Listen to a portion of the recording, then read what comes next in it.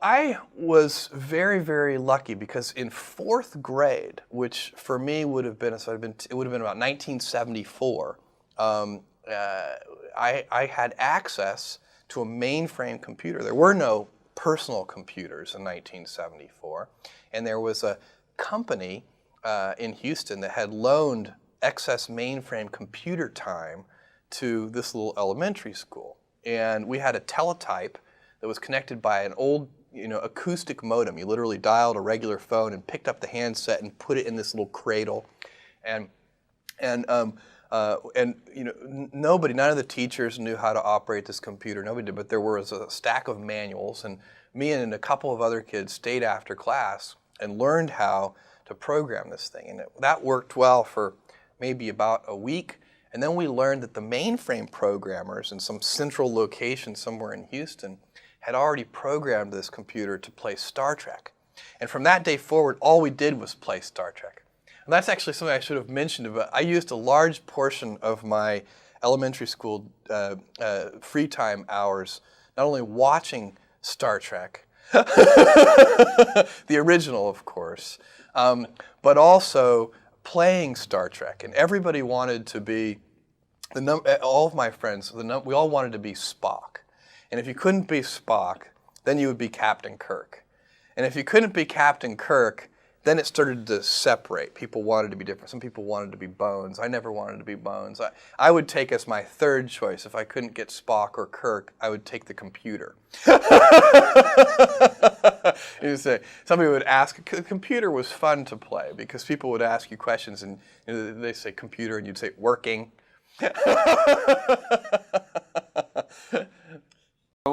You've revolutionized retail, as I say, but now you are in the bricks and mortar business. You bought Whole Foods. Yeah. What was the theory behind buying something that doesn't sell things over the internet? We're very interested in physical stores, and we haven't. I've been asked for years, we ever open physical stores? Literally 20 years I've been asked the question, and I always say yes, but only when we have a differentiated offering, something that's not me too. Because that space, physical stores, is so well served.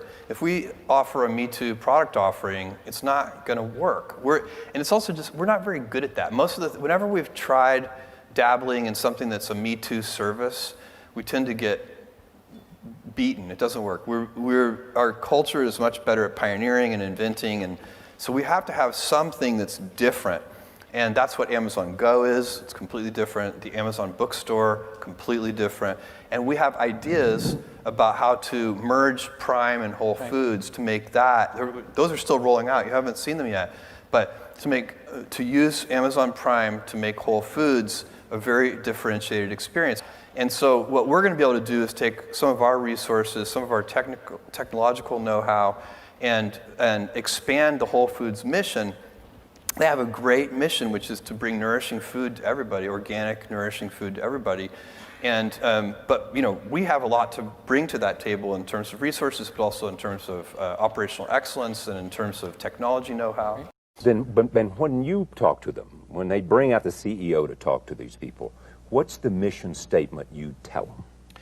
First, it's Earth's most customer-centric company, and we have and I explain what we mean by that, because we have a very precise definition for customer-centric.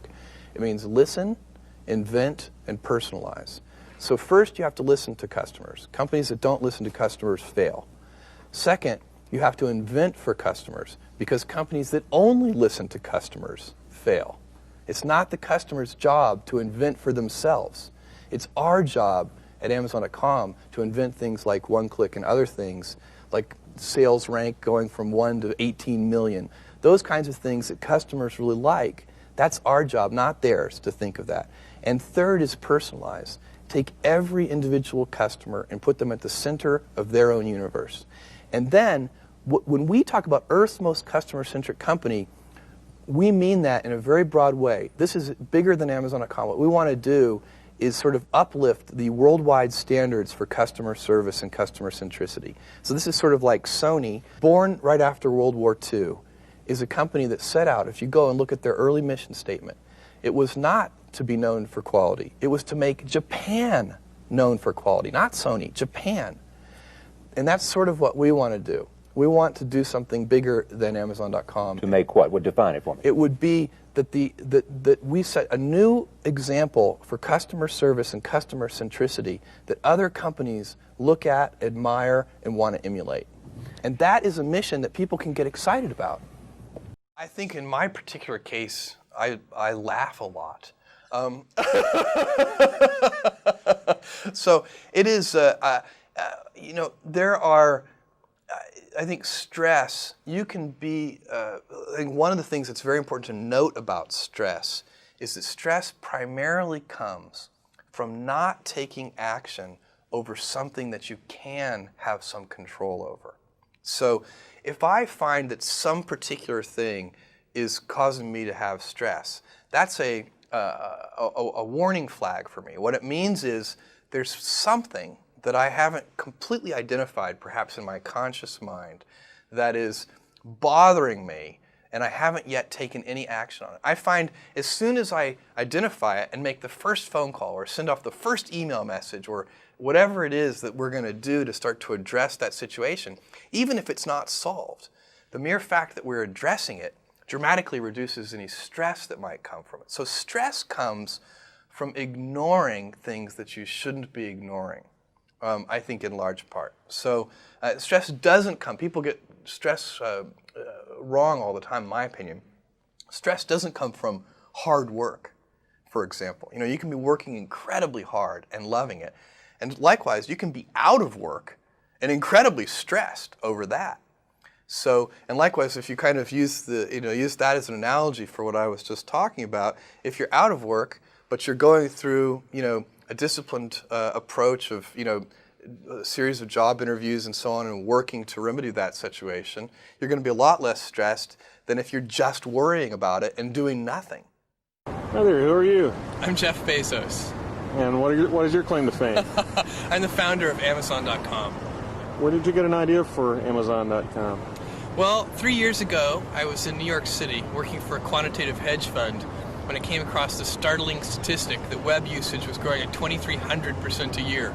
So I decided I would try and find a business plan that made sense in the context of that growth. And I picked books as the first best product to sell online, after making a list of like 20 different products that you might be able to sell. And books were great as the first best because books are incredibly unusual in one respect, and that is that there are more items in the book category than there are items in any other category by far. Music is number 2. There are about 200,000 active music CDs at any given time. But in the book space, there are more than 3 million different books worldwide active and in print at any given time across all languages, more than 1.5 million in English alone. So when you have that many items, you can literally build a store online that couldn't exist any other way. And that's important right now because the web is still an infant technology. Basically right now, if you can do things using a more traditional method, you probably should do them using the more traditional method. What kind of inventory do you keep? We inventory the best-selling books. At any given time, we're inventorying in our own warehouse only a couple of thousand titles. And then we do almost in-time inventory for another 400,000 titles or so. We get those from a network of we order electronically from a network of wholesalers and distributors. We order those today. They're on our loading dock the next morning. Then for another 1.1 million titles, we get those directly from 20,000 different publishers, and those can take a couple of weeks to get. And then there are 1 million out-of-print books in our catalog. We have a catalog of 2.5 million books altogether. Those 1 million out-of-print books, some of them we can get and some of them we can't, but we find them if we can, and then we ship them to our customers. We do kind of a search on those. What's almost-in-time inventory? Almost-in-time inventory is the phrase we use to describe a whole selection of books that we offer. It's basically the things that are, below the 2,000th best-selling book up to the 400,000th best-selling book. Those are titles that we can get from a network of more than a dozen different wholesalers. So if a customer orders a book from us today, we order that book from our wholesalers today, and that book shows up on our loading dock the next morning. And then we can ship it to the customer. They say one of the toughest things to do on the internet is to capture mind share. What was your secret? How did you do that? Yeah, even more generally, I agree with you that capturing mind share on the internet is extremely difficult. even more generally, it's the late 20th century, not just the internet. You know, capturing attention. Attention is the scarce commodity of the late 20th century. And one of the ways that you can do that, and it's the way that we did it, was by doing something new and innovative for the first time that actually has real value for the customer. That's a hard thing to do, but if you do that, then newspapers will write about what you're doing, customers will tell other customers, and you'll get a huge sort of word-of-mouth fan-out, and that can really drive and accelerate businesses. And that's what happened with us. In the first year of opening Amazon.com to the public, we didn't do any paid advertising, and all of our growth was fueled by word-of-mouth and media exposure. I saw little ads at the bottom of the column of the New York Times. That was our very first advertising. We don't do that anymore, but at the very beginning, we did little tiny ads at the bottom of the front page of the New York Times. I thought that was very clever. It's sort of using a URL as a macro, because I read... That it expands. We're a bookstore, click here. Right. That's a great way to think of it. And it worked very well, apparently. I don't know, the problem with that kind of advertising is it's extremely difficult to track. Put a different URL for every... That's the problem, is that you want people to start to learn your URL, so you don't want to actually use a different one. And it's very easy. One of the great things about online ads, we do advertising today in maybe 40 different, on different websites. We do banner ads. And that advertising is very easy to track in terms of knowing how effective it is. So we know for each piece of creative in each venue, not only how many click-throughs we get, but how many sell-throughs we get, and how many dollars of revenue it generates per ad dollar spent on that creative in that venue. And that is a sort of a marketer's nirvana in a certain sense. Well, it's an exciting place to be on the web right now. Oh, it absolutely is. I mean, it's just incredible. What's really incredible about this is that this is day one. This is the very beginning. This is the Kitty Hawk stage of electronic commerce. We're moving forward in so many different areas, and lots of different companies are as well. And the late 20th century is just a great time to be alive. We're going to find out that, I think a millennia from now, people are going to look back and say, wow, the late 20th century was really a great time to be alive on this planet. Your goal is to be the largest online, and you are, retailer in the world.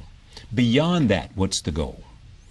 Well, our mission is Earth's most customer-centric company. But I don't know what that means. Well, I'll give you an example. Right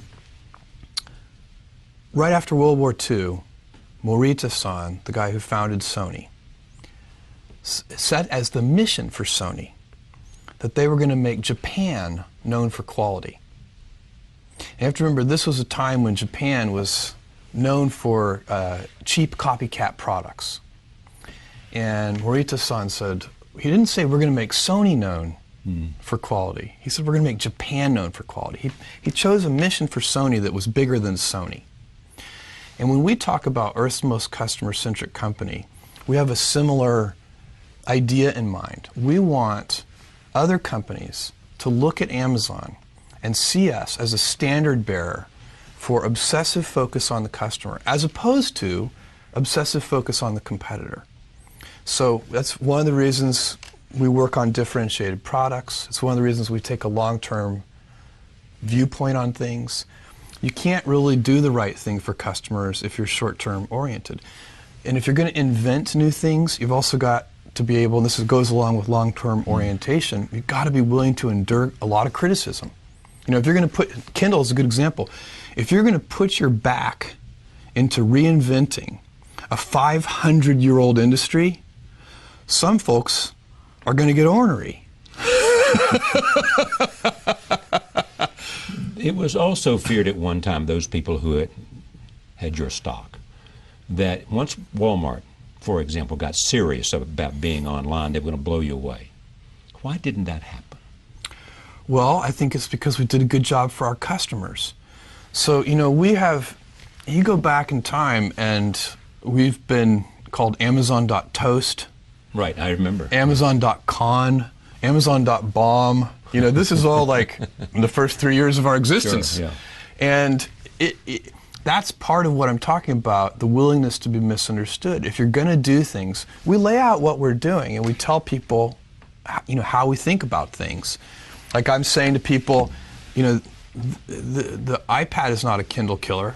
I'm very clear about that, but it doesn't keep people from writing that. And I'm very clear about why. It's a totally differentiated device. It's $139. Works in bright sunlight. You can read with one hand. It's so light and the battery lasts a month. For $139, why wouldn't you want a device like that? Okay, but let me go back to the Walmart issue, though. Yeah. What was it that made you able to sustain a challenge from the world's greatest retailer? Obsessive customer focus on... But how do you focus on the customer better than they you. focus on the customer? They're pretty good at focusing on the customer, too. But we're very differentiated in how we do it. And so our approach, if you think about our retail business, which I think is what you're asking about here, there are really three things that we know are critical. Well, that's the heart and soul of your business, isn't it? Well, and especially relative to the Walmart question, Yeah. I think that's the key. It's selection, low prices, and fast, convenient, reliable delivery. So that the shipment side. And so we have... Wait. So Walmart doesn't have low prices, fast, and convenient delivery? I would claim that Amazon has much broader selection. In many cases, if I don't want to be overly bold in my claim, but the online model gives us significant cost structure advantages that lets us have even lower prices than physical stores. Selling online. Well, sometimes they do have umbrella problems sometimes where they don't want to compete against themselves online versus offline. But a Walmart, with all of the volume that it buys, its purchasing power, therefore gives it the ability to offer lower prices. Well, doesn't that give them an advantage they ought to be able to translate? Because their purchasing power is bigger than your purchasing power, is it not? I wouldn't. I think in a lot of the product categories, that ship sailed a long time ago. Meaning what? Meaning that we have the purchasing power to compete with anybody. We have if the not volume relationships Right. with suppliers. That playing field has been leveled. Okay. If you'd asked me that question, 10 or 15 years ago, Right. I'd have agreed with you that. That was the challenge you had overcome. But even then, our profitability is not our customer's problem. We don't take the point of view that we're going to price products, at a particular margin for ourselves. We say we're going to price products competitively, and if that means on that product that we lose money, that's okay, because we need to take care of the customer and earn trust, and we'll figure out over time. And if we find we can't ever make money with that product, we'll stop selling it. But we're not going to make customers pay for any of our inefficiencies, if you see what I'm saying. Did you lose money on the Kindle? Every new business that we have ever invested in, it has taken years. Most businesses have either no impact on our financials for the first 5 to 7 years, or a negative impact on our financials for the first 5 to 7 years. And we do a lot of new things. The company is very healthy financially.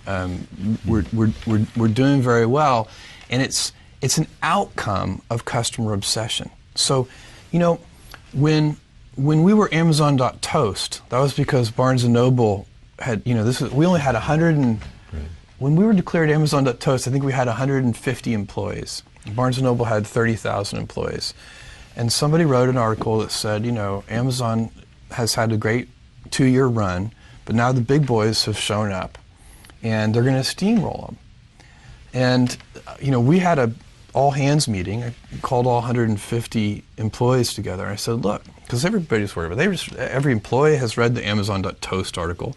Every mother of every employee has read the Amazon.toast article and has called and said, your father and mother who live here in New York. Yeah, are you okay? Yeah. And so we had an all-hands meeting, and I said, look, you should wake up worried, terrified every morning, but don't be worried about our competitors, because they're never going to send us any money anyway. Let's be worried about our customers and stay heads down focused. And so these are big, most of these are big markets. Another way to answer your question about competitors and Walmart is to say, look, they can succeed fabulously, and it won't stop us from succeeding. These retail markets are huge. So it often doesn't make sense for us to think of it as a pitched battle. Sometimes people think about business as it's kind of like a a sporting event. There's a winner and a loser. It's not a zero-sum game. It usually isn't. I'm sure there are cases where, but most often, industries succeed. So I can tell you, I think e-commerce is succeeding. And the way we think about it, nobody else has to fail for us to do well. I think ebooks is like that. I think there are going to be many winners. I think ebooks is going to be a huge industry. Well, there are many competitors now. I mean, you've got Barnes & Noble is one of and them, they're gonna Sony is continue to another be. now, And there'll be Apple more. is another. But I have a list of 50 competitors that we could walk through. I mean, all over the world doing different things. And our focus is going to be, we'll try to pay attention to those competitors, but we're not going to obsess over them. We're going to obsess over readers, and that because those are the people who are buying that device. And we're going to make it, and it's not just a business for us, it's a mission for us. And missionaries build better products. What is Jeff Bezos thinking about today in 2010 that we might not know anything about that he thinks may be a reality in 2013 or 2015? Well, where is one of the things is the Amazon Web Services business. Now there's a business that probably this is Amazon Cloud stuff. Yes, and there's a business that's growing. It's in a hyper growth phase. It's already a significant business. That's a business that probably is not getting as much attention as is there a dominant it player in the deserves. cloud business now? Well, Amazon, in the infrastructure part of it, which is the part that we play in, Amazon is by far the leader. Right. It started mostly with startup companies, but now it's big enterprises adopting. The best analogy I can give you for this is, it's like the electric grid.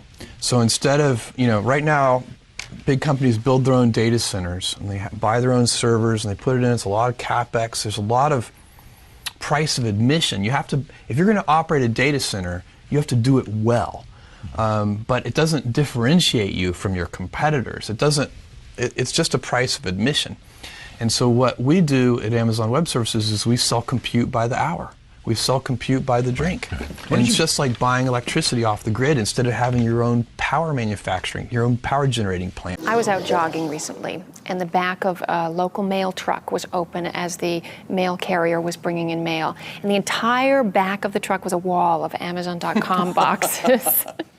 Did you ever envision that it would get to this point? No, I'm the most surprised person on the planet. So, 4 years ago, I think if anybody had predicted what would happen, they would have needed to have been immediately institutionalized. So it is surprising. In the last 2 years, we've gone from having 1 million customers to over 10 million. In fact, now it's over 12 million customers.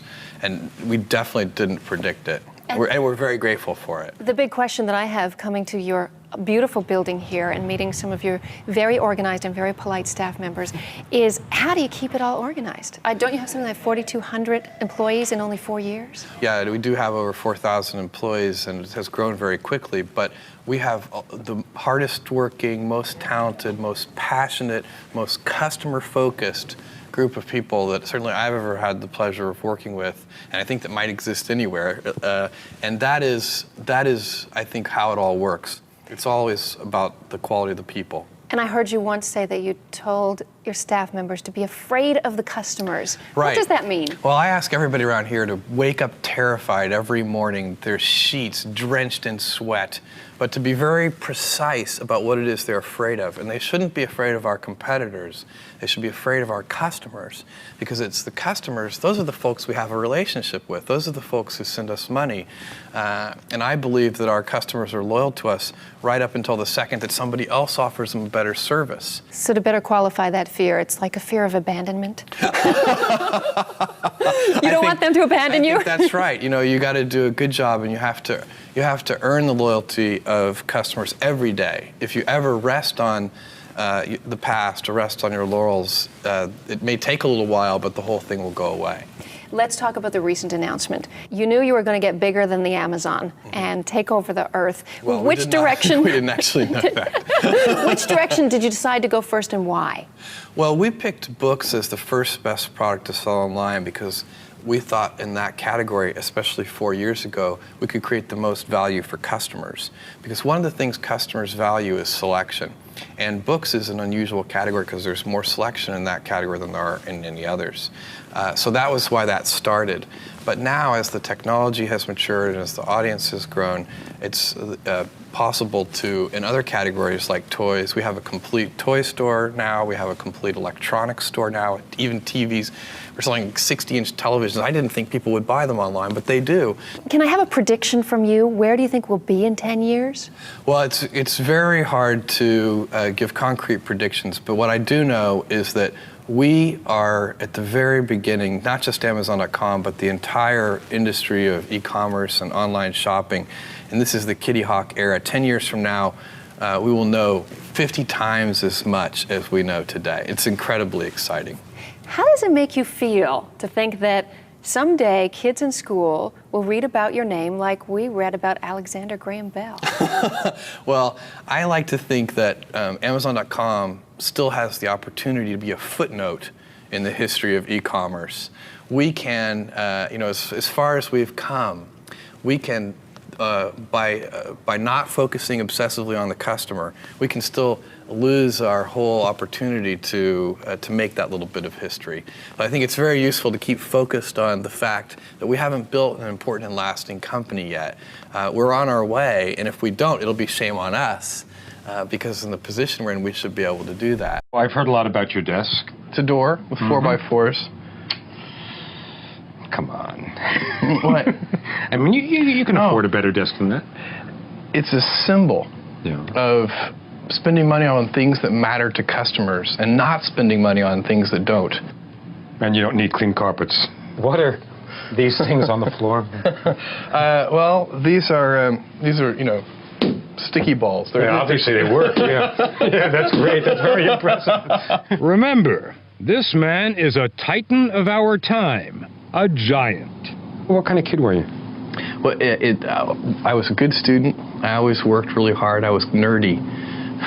You were nerdy. I was nerdy. That hasn't changed, by the way.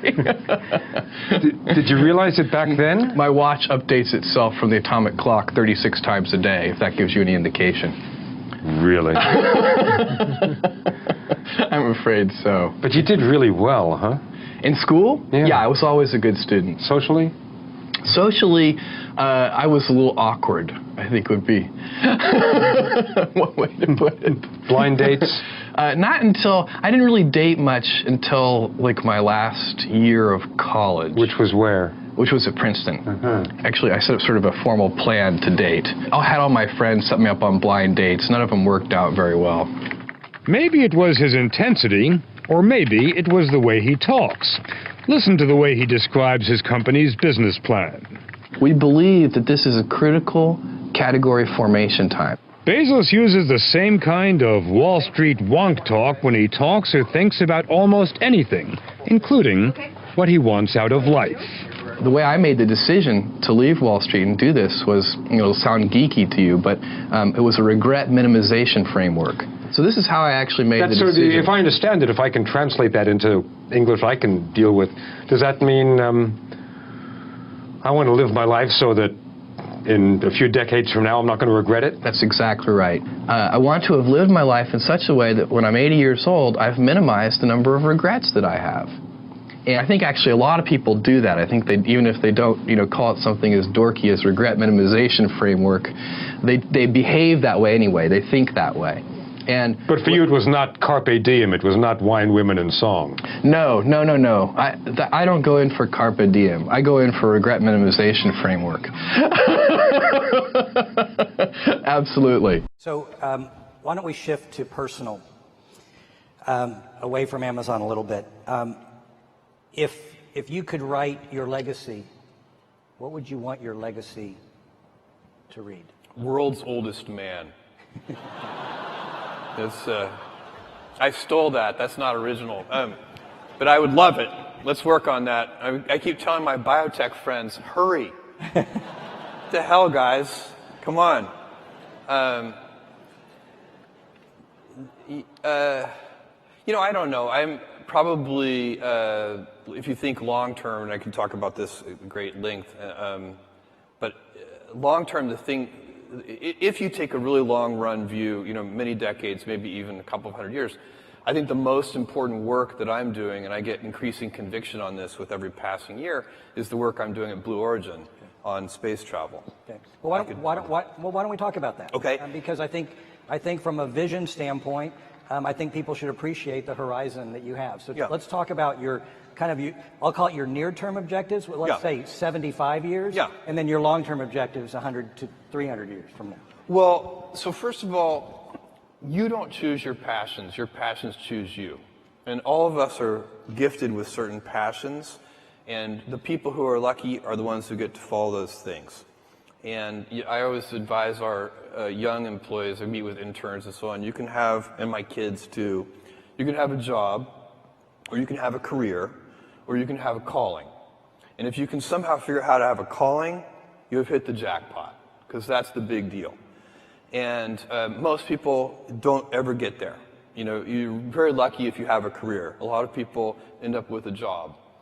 And so, you know, for me, I have been interested in rockets, space travel, propulsion, since I was a 5-year-old boy.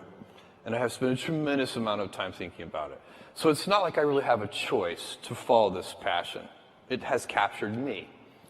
But I think it's very important that we go out into space as a civilization. And the reason is not the one that I think is very common. There are many reasons that are given.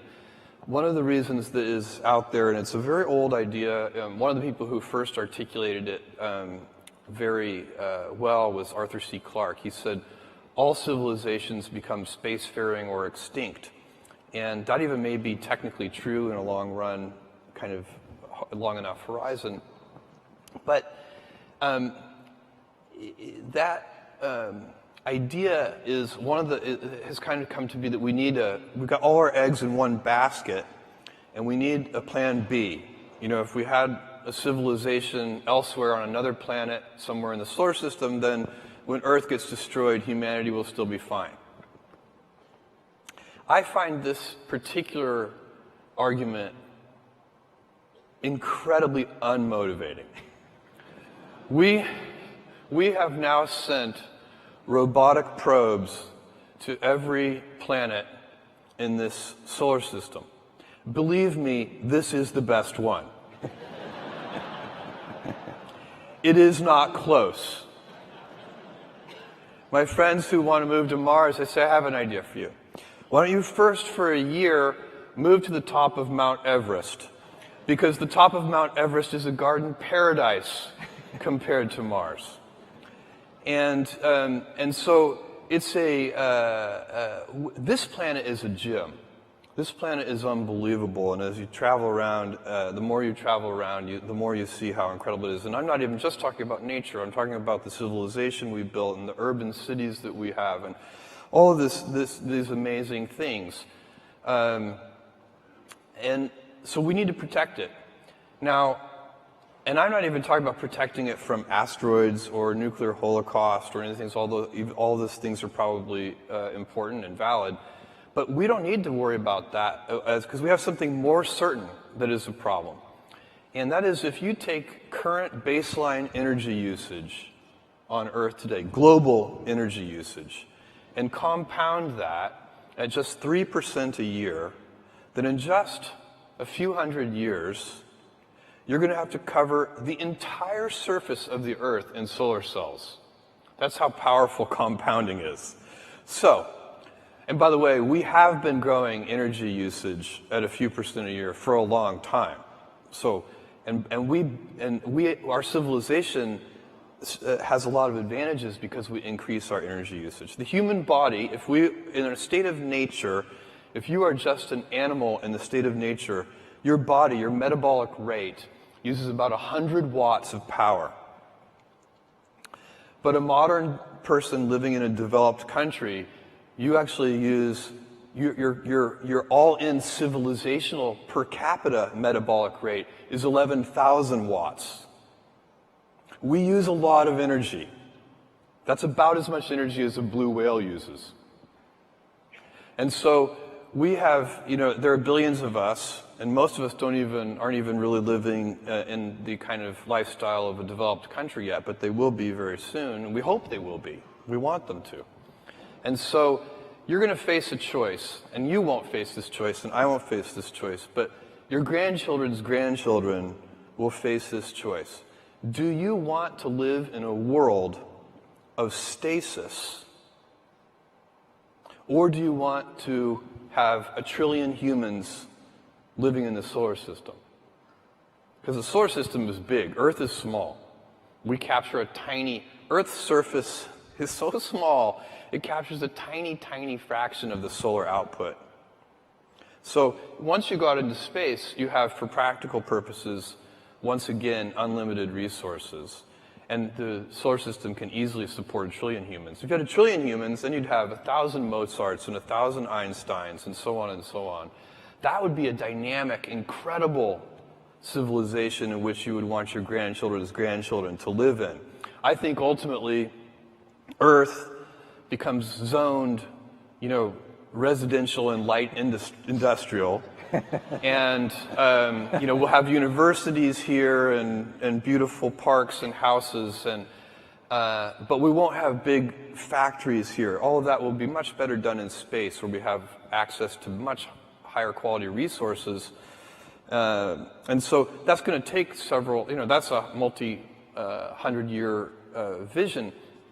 And my piece of this vision is I'm taking my Amazon lottery winnings and I'm converting them into reusable rocket vehicles so that we can lower the cost of access to space. Because right now the price of admission to do interesting things in space is just too high.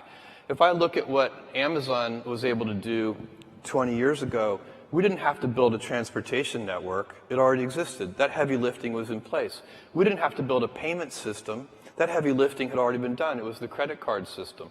We didn't have to put a computer at every desk. That had already been done too, mostly for playing games, by the way, and so on. So all the pieces of heavy lifting were already in place 20 years ago, and that's why, with $1 million, I could start this company. Today, and then there are even better examples on the internet over the last 20 years. Facebook started in a dorm room. I guarantee you 2 kids cannot build a giant space company in their dorm room. It's impossible. But I want to create the heavy lifting infrastructure, kind of do the hard part, so that the future generation, 2 kids in a dorm room, will be able to create a giant space company. So that's the goal. And then, thank you, you're not gonna achieve the vision that I just laid out of 1 trillion humans living in space and having this dynamic world without a big industry made up of thousands of companies. But it has to start with making the vehicles much more productive. And right now, you use a rocket once and you throw it away, and that is just a very expensive way to do business. So can I talk then about another element to get you to discuss your vision? This may not be germane to the work you're doing, but you are one of the great thinkers. Artificial intelligence. Yeah. Pros and cons. We've heard people talk about the great benefits. We've heard about disrupting and changing and leaving us all in a jobless society. We've heard autonomous weapons are a disaster. Yeah. Where do you fall on your vision of where artificial intelligence is going to go, and also some of the more cautionary and also some of the benefits? Well, you mentioned a few things there. Each of those is worth visiting because they're different. I think autonomous weapons are extremely scary. I think it's a big, and you, by the way, do not need general AI. So right now, the things that we know how to do, you should think of those things as what is called narrow AI. Things like machine vision and so on. To build incredibly scary autonomous weapons, you do not need general AI. The techniques that we already know and understand are perfectly adequate. And these weapons, some of the ideas that people have for these weapons are in fact very scary. And so I don't know what the solution to that, but smart people need to be thinking about that, doing a lot of R&D. Is there a kind of, it'd have to be a big treaty like the Geneva Convention or something that would help regulate these weapons, because they're actually, they have a lot of issues. So that one I think is genuinely scary. The idea that there's going to be a general AI overlord that subjugates us or kills us all, I think is not something to worry about. I think that is overhyped. First of all, we don't know, we're nowhere close to knowing how to build a general AI, something that could set its own objectives. We have no idea. We don't even, it's not even a valid research area. We're so far back on that one. So I think that's a very long-term prospect that it could even happen. But second of all, I think it's unlikely that such a thing's first instincts would be to exterminate us. That would seem surprising to me. Maybe unemploy us. Much more likely it will help us, because we're perfectly capable of hurting ourselves. Maybe we could use some help.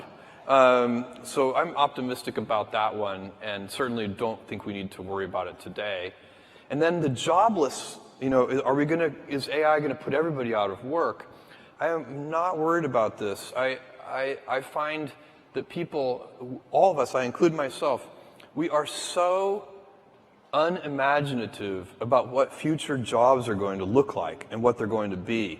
If I took you back in time 100 years, when almost everyone was a farmer, and I told, we're at some big farming convention or something, and I say, in the year 2018, there is going to be a job occupation called massage therapist. They would not have believed you. And in fact, I was telling this story to a friend, and they said, Jeff, forget massage therapist, there are dog psychiatrists. And I went. You can probably find one on Amazon. I went and looked that up on the internet. Sure enough, you can easily hire a psychiatrist for your dog.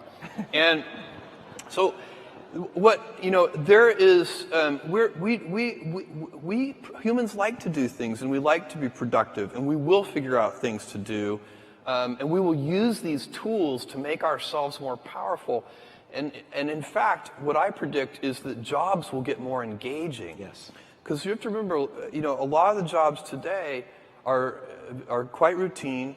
They are not necessarily anybody's, as I said before, career or calling. And so I predict that because of artificial intelligence and its ability to automate certain tasks that in the past were impossible to automate, that not only will we have a much wealthier civilization, but that the quality of work will go up very significantly, and that a higher fraction of people will have callings and careers relative to today. You guys will find that you have passions, and having a passion is a gift. I think we all have passions, and you don't get to choose them. They pick you, but you have to be alert to them. You have to be looking for them. And when you find your passion, it's a fantastic gift for you because it gives you direction, it gives you purpose. You can have a job, or you can have a career, or you can have a calling.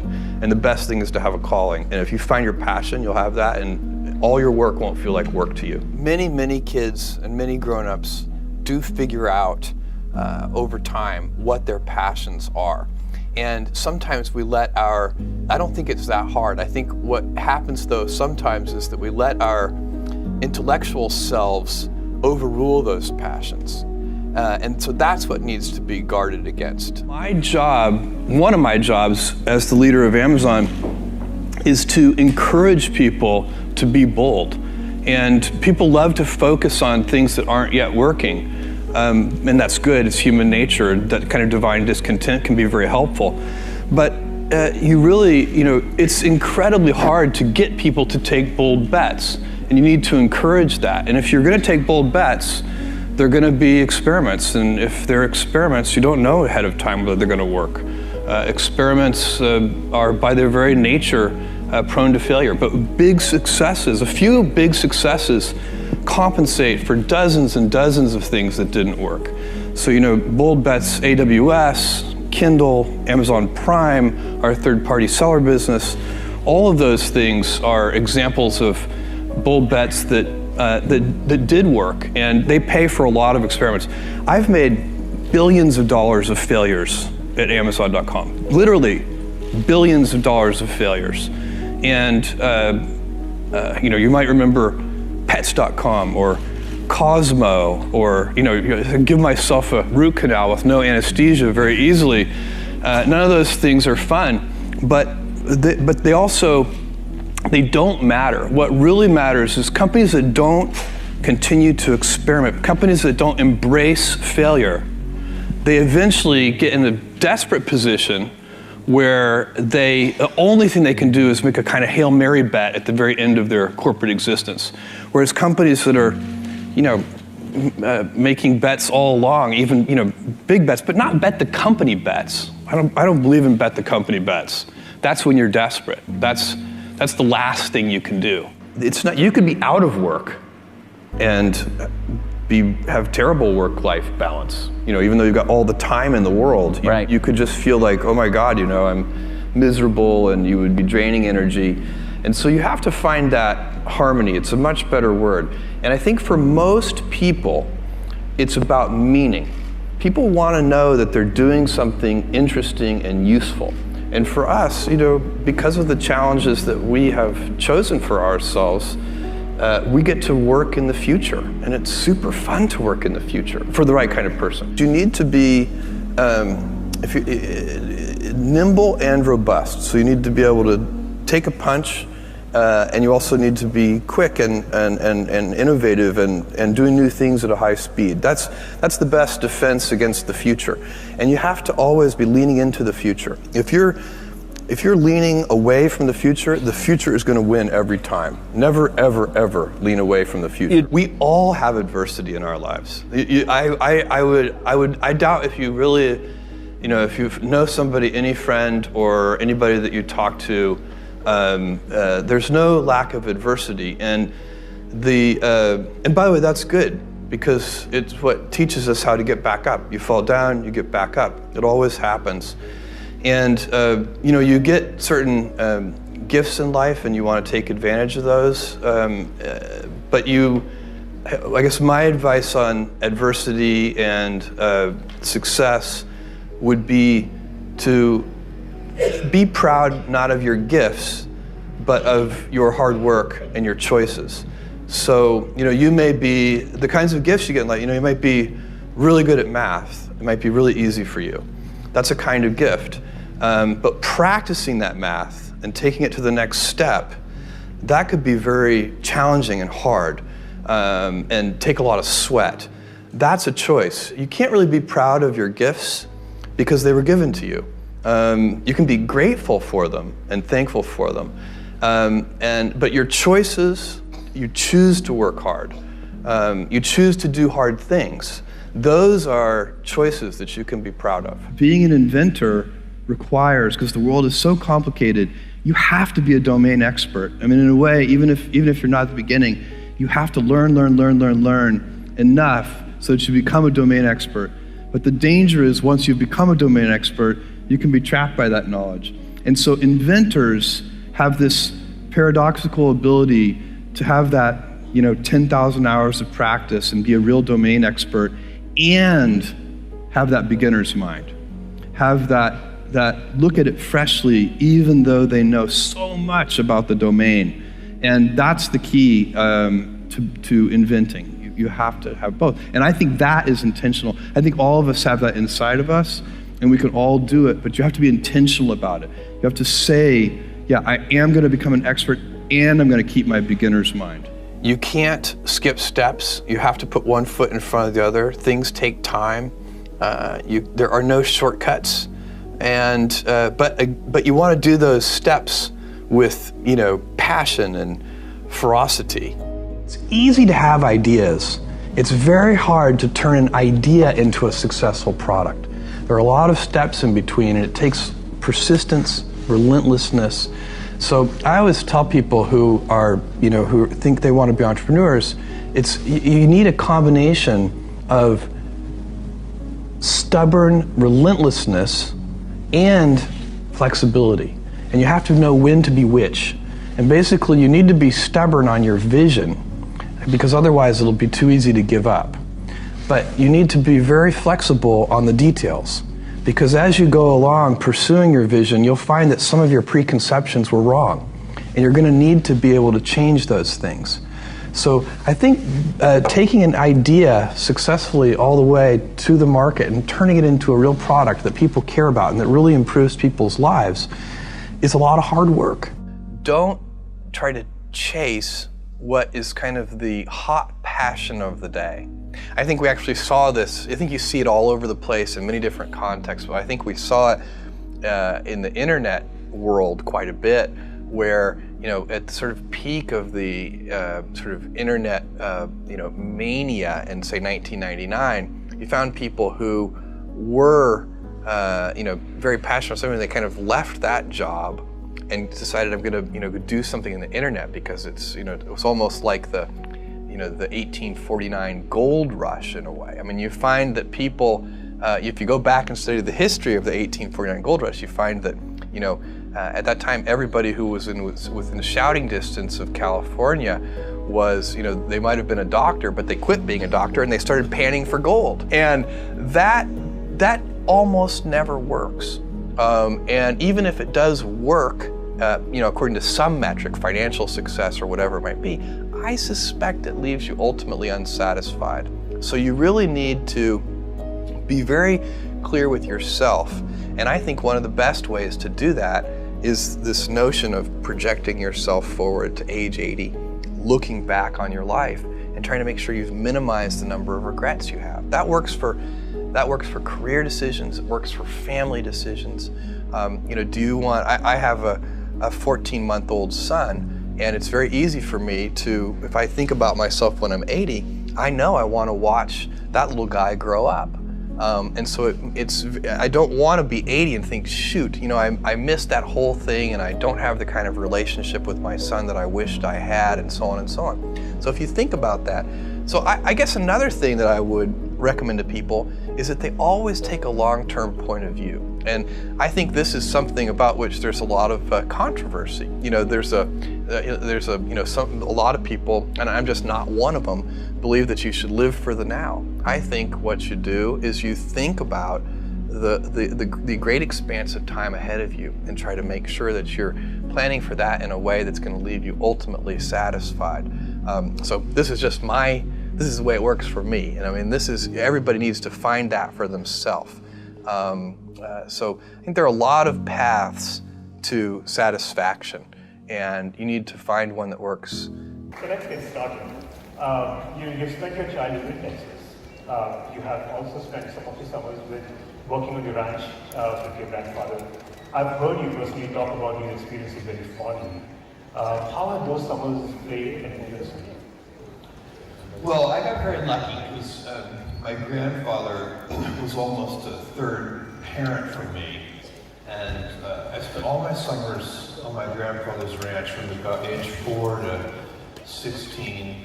And in the beginning, he could create the illusion for me when I was 4 years old that I was actually helping, but later I actually was helping. I learned so much from my grandfather because he was, I think this is true of many people in rural areas. They're very self-reliant, they're very resourceful. They can get things done on their own. They don't just pick up the phone and call for help. And so we built our own barns, and he had a Caterpillar bulldozer that we would repair all the time, and fixing our own vehicles. He would even make his own, he did all of his own veterinary work.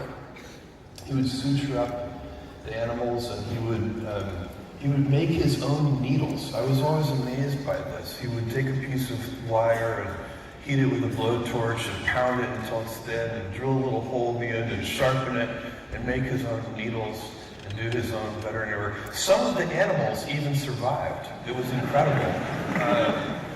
But that kind of self-reliance that you see from people in rural areas was really, it made a big impression on me. I know you have been asked this question many times, but I still think the audience would love to hear from you. How do you make the decision to take a chance to start Amazon.com? I mean, you were well settled, you had a great job. While it seems very obvious today, this must have been a difficult decision. Yeah, it was. I was living and working in New York City in 1994. I came across the fact that the World Wide Web was growing very quickly. It was tiny, but it was growing very fast. Most people had not heard of it. And I came up with this idea. The idea initially was very simple. It was to sell books online. And I went to my boss, who I liked a lot. His name was David. And I said, I have this idea to start this company to sell books on the internet. And he took me on a long walk in Central Park in New York and listened to this idea in great detail. And he said, it actually sounds like a really good idea to me, but I think it would be a better idea for somebody who didn't already have a good job. And I thought about that. That made a certain amount of sense to me. And he said, why don't you think about it for 2 days before you make a final decision? And so I went away and I thought about this. And I was trying to figure out how to make this decision, because in the moment, personal life decisions, those choices can be very challenging. And I finally figured out, for me, the right way to think about it, which was, I wanted not to have regrets. I pictured myself, 80 years old, and thinking back on my life in a quiet moment of reflection. Would I regret leaving this company in the middle of the year and walking away from my annual bonus and all those things that in the moment could be very confusing? And I thought, when I'm 80, I'm not going to think about that. I'm not even going to remember it. But what I will do, I know for a fact, I have this idea, and if I don't try, I'm going to regret having never tried. And I know also, if I try and fail, I'll never regret having tried and failed. And as soon as I thought about it that way, I knew I had to give it a try. And did you ever think that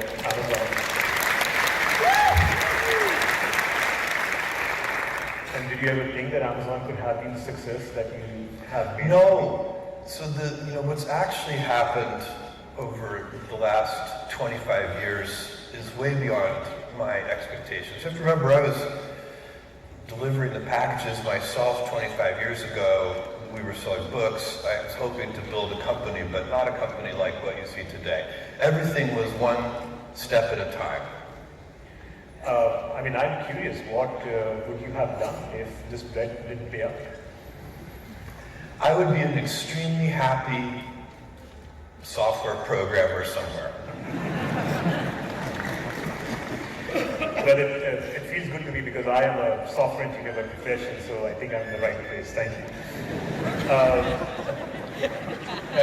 It's fascinating to see, personally, I've been very impressed by how you have been able to scale as a leader, as a builder, as an operator, starting as a founder of a small online bookstore, but now being able to serve hundreds of millions of customers globally across many, many lines of businesses. And today in our audience, we have many entrepreneurs, small businesses who have big dreams. Yeah. And I was wondering that if you have any advice to them as they scale their own businesses. Well, yes, I've seen Amazon at every scale level. So I've seen it when it was one person, it was just me. I've seen it when it was 10 people, and 100 people, and 1,000 people. Today around the world, it's more than 700,000 people. And at each stage, I've had to lead the company differently.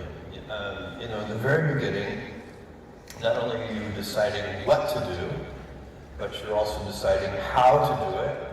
And in fact, in the very beginning, you're even just doing it yourself. So that's the beginning. And then as the company got a little bigger, maybe it gets to be about 100 people, and you're still helping figure out not only what to do, you're still figuring out how to do it, but you're doing less and less yourself. Other people are doing the things, and you're helping them figure out how to do it. And then as the company gets even bigger, eventually that question changes, and you stop helping as much with the how, and you more exclusively help with the what. So you start to figure out what to do, but not how to do it. And then, when the company gets even bigger than that, the question switches again, and you stop spending as much time even figuring out what to do, but you start figuring out the who. So the question sort of progresses. You're choosing leaders, and so the big question becomes the who question. And so you kind of go from the question of how, to the question of what, to the question of who. And that's been my progression. And I'll tell you, the who has been so valuable for me because I have always been figuring out how to hire people who could be my tutor, people who would teach me. And that is, if you ever get lucky enough to be hiring people, make sure you're hiring people not only that you can teach them what you know, but make sure you're hiring people who also are going to teach you things and that they can be your tutors. And that has been the secret to the scaling of Amazon all along the way. Thank you.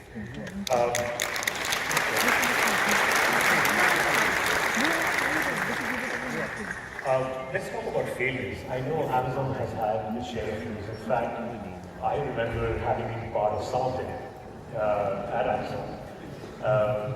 I'm curious to know, how do you think about failure, and how should we deal with failure in this? Well, Amazon is the best place in the world to fail.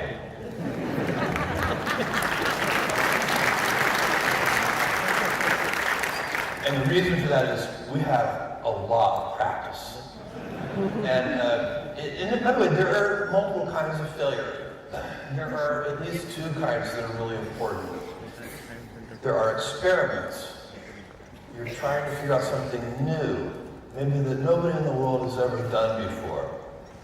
That is high quality failure.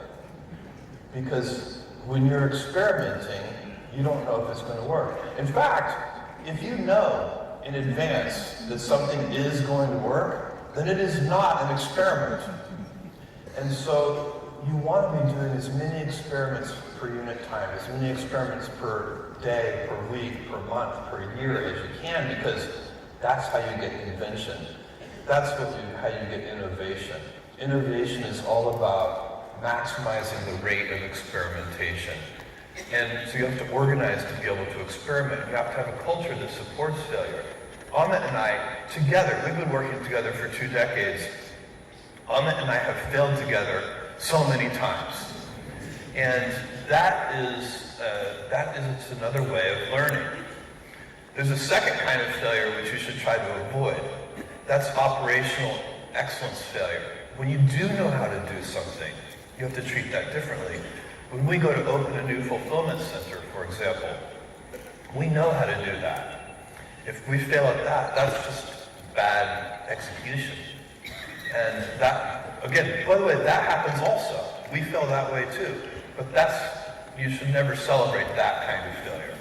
When that happens, you need to say, okay, let's look in the mirror, let's be self-critical, let's figure out what did we do wrong, and you learn from that also, but you have to acknowledge that that's the bad kind of failure. So when we're talking about that first type of failure, we're really talking about inventing, experimenting.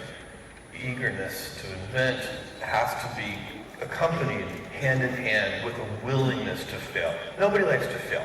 By the way, failure, even when you know it's important and good, it's embarrassing. It doesn't feel good. We're all human. We had a good idea. We thought it was a good idea, and nobody came to the party. That happens. And here's the great thing, though. One success, one winner, can pay for dozens and dozens of failures. And that is why you should fail.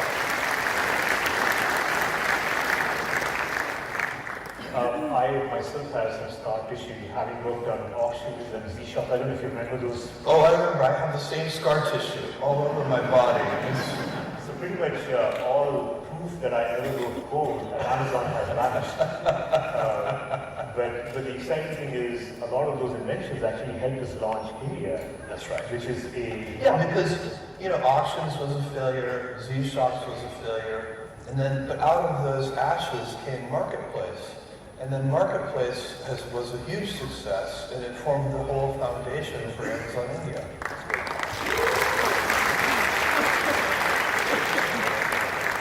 So as we change gears, Jeff, I'm curious if you could share how did you get involved in space?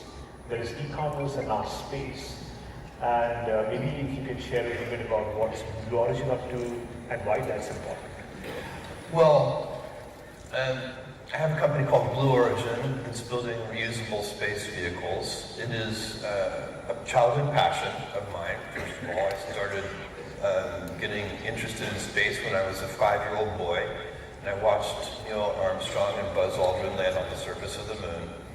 And I have been studying rockets and rocketry and rocket propulsion and space travel since I was a little boy.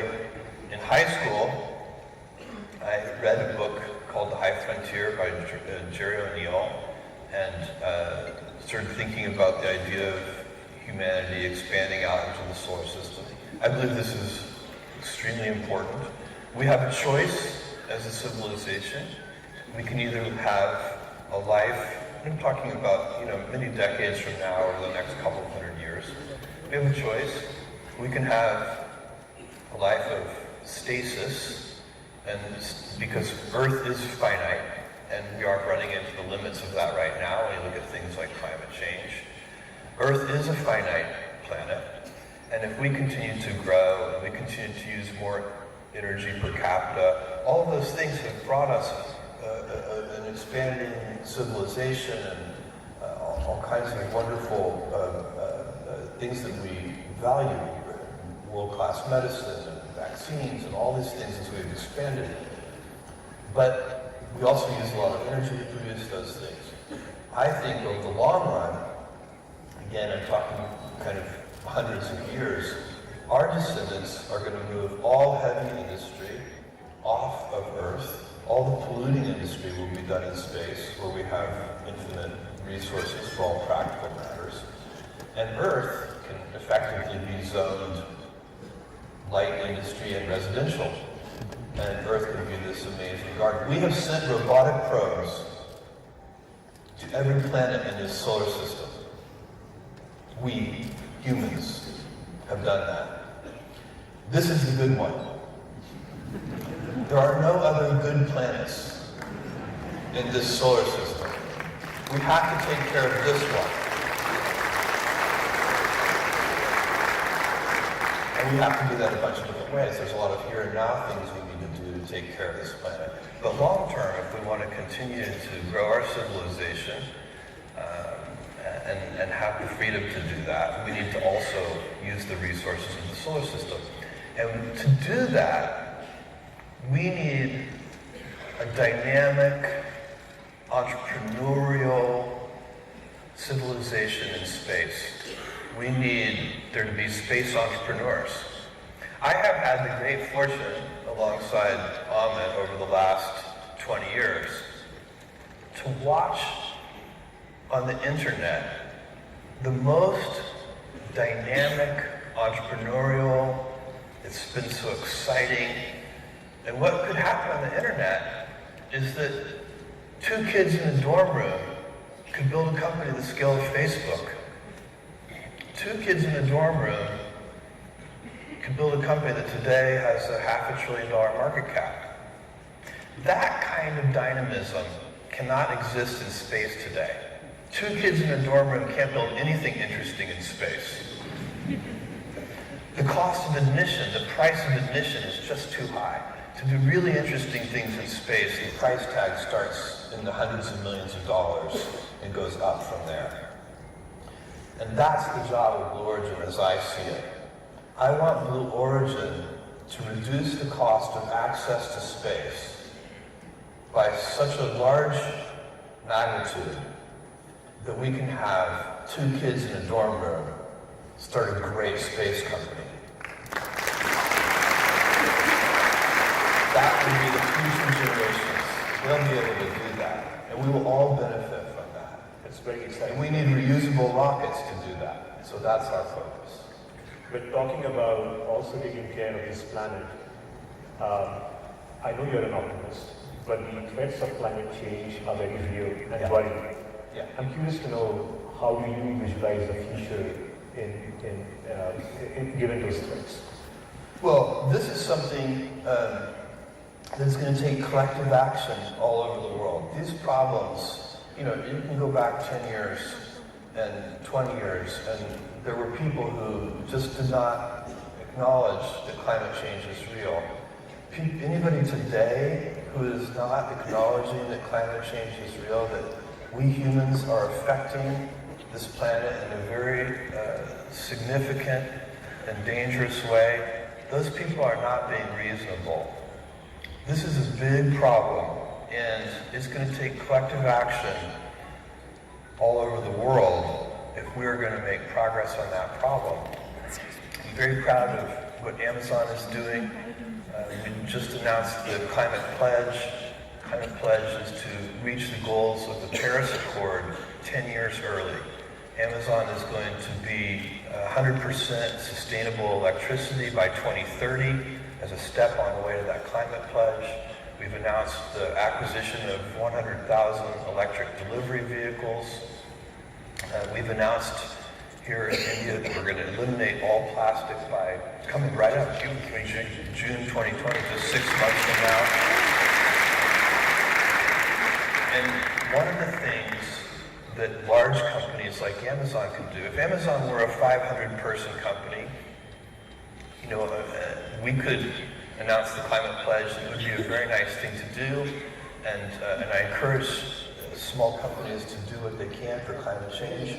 But when a large company like Amazon with 700,000 employees and a big global footprint, when we do something like the Climate Pledge, it really can be a needle mover.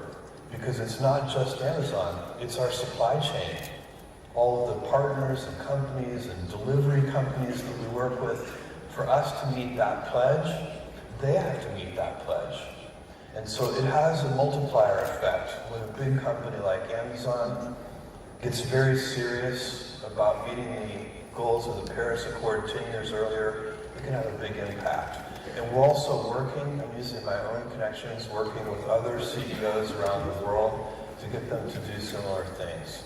So I'm very excited about it. It's a place where it's going to take big companies, small companies, individuals doing the right thing. It's going to take nation states doing the right thing. This isn't something that can be done by any company, even a large company, but it is something that we can achieve with collective action. And as Amit said, I am an optimist. I do think we will do that. We only have one planet. We all share it. There's only one atmosphere. We all share it. There's only one set of oceans. We all share them. This is something that requires joint action. People will come together around a goal like this. It is going to happen.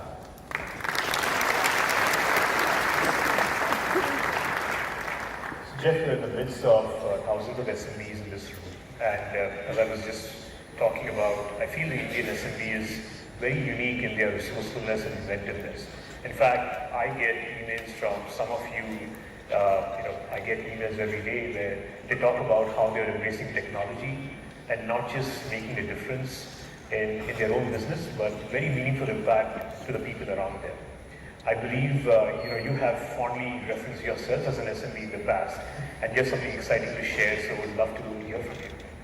I do. I have an exciting announcement to make, and as Amit said, I was an SMB. I started, it's hard to remember, but 25 years ago, Amazon was a tiny little company, and not only was I driving the packages to the post office myself, but I was wrapping them and preparing them and doing all the things that small entrepreneurs do. Today, we're announcing that we're going to invest an incremental $1 billion in digitizing small and medium businesses. And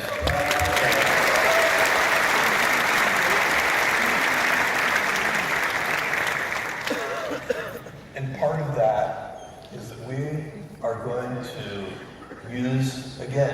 try to use Amazon's size, scope, and scale. We're going to use our global footprint to export outside of India, to export $10 billion of Make in India goods from the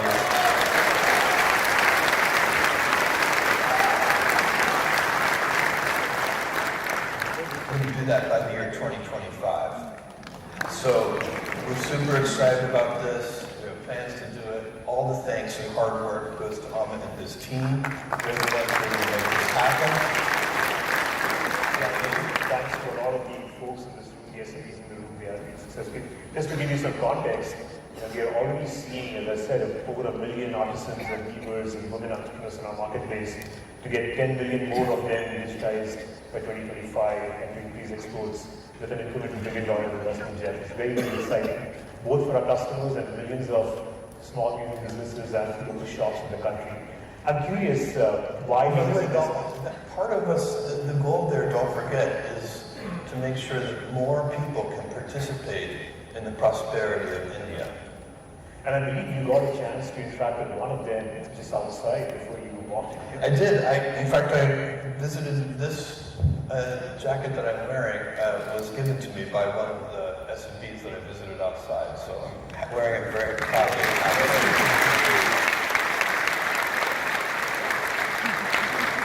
So it was very exciting news, and I'm curious, is there a reason why you're making this announcement now? Well, we're making this announcement now because it's working. We've been doing this, and it is working. And when something works, you should double down on it. And that's what we're doing, and that's why we're doing it now. And, Jeff, any final words before we sign off? Yeah, I do have some final words. I want to make a prediction for you. I predict that the 21st century is going to be the Indian century.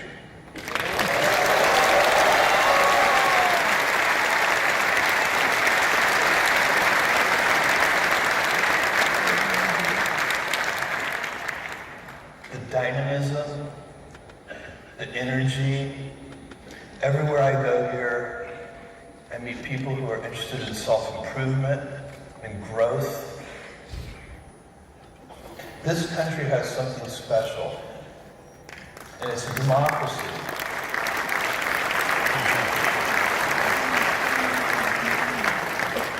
This is going to be the Indian century. And I'll make one more prediction for you. In this 21st century, the most important alliance is going to be the alliance between India and the United States.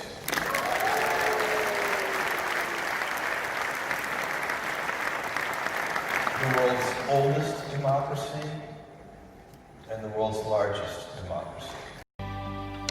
Jeff, welcome to Berlin. Thanks. It's great to be here. Hello, I have to everybody. tell you, when we were sitting in the first row just a couple of minutes ago, when the heartbeat was there, Jeff looked at me and I was breathing in and out, and he looked at me and asked, Matthias, are you nervous? I said, yes, I'm always nervous on occasions like that. Then he said, so am I. And I said, really? The richest man in the world is nervous because he receives the Axel Springer Award? So be a bit forgiving. We are both nervous.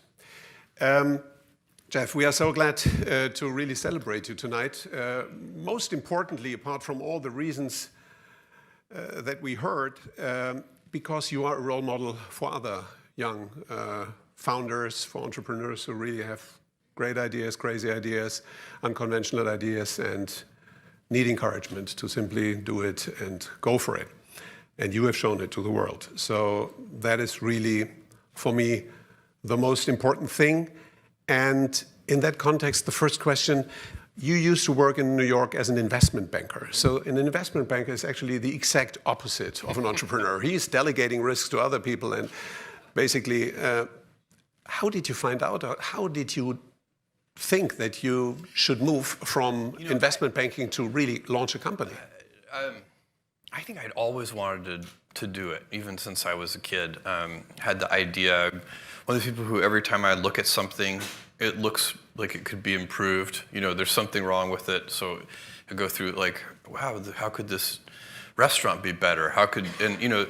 And so I've always had that kind of idea.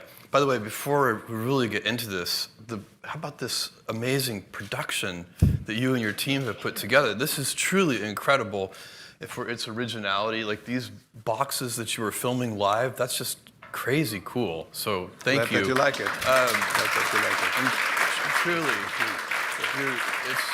it's incredible. But I think the great thing about humans in general is we're always improving things. And so entrepreneurs and inventors, and if they follow their curiosity and they follow their passions and they figure something out and then they figure out how to make it better and they're never satisfied. And you need to harness that. In my view, you need to harness that energy primarily on your customers instead of on your competitors. And so where I sometimes see companies and even young, small startup companies, entrepreneurs go awry, is they start to pay more attention to their competition than they do to their customers. And I think that in big, mature industries, that might be a winning approach in some cases, kind of close following. Let other people be the pioneers and go down the blind alleys. There's many things that a new inventive company tries won't work. And so those mistakes and errors and failures do cost real money. And so maybe in a mature industry where growth rates are slow and change is very slow.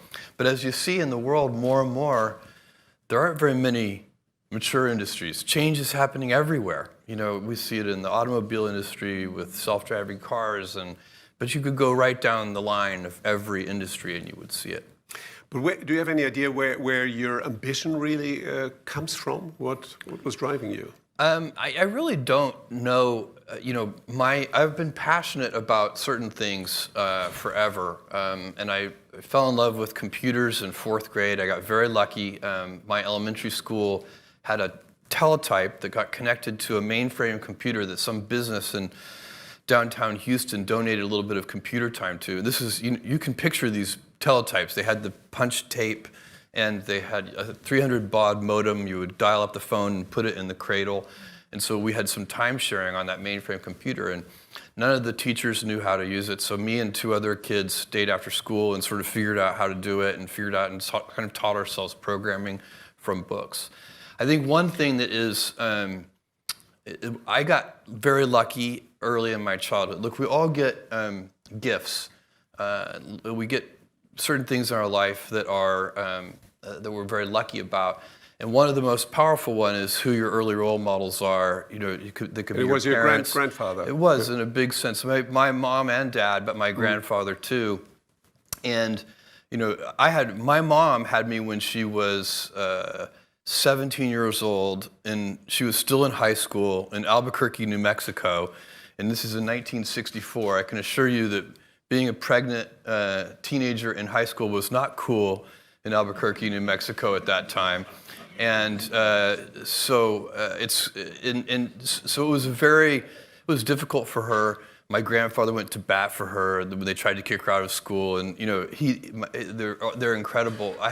So the gift I had is I had this incredible family. Could you describe a little bit the role of your grandfather? Because Sure. John has mentioned it. I think it was really important for you. It was super important for me, and I spent an unusual amount of time with my grandparents, and especially with my grandfather on the ranch. So he had a ranch in South Texas. And I would spend my summers there from age 4 to 16.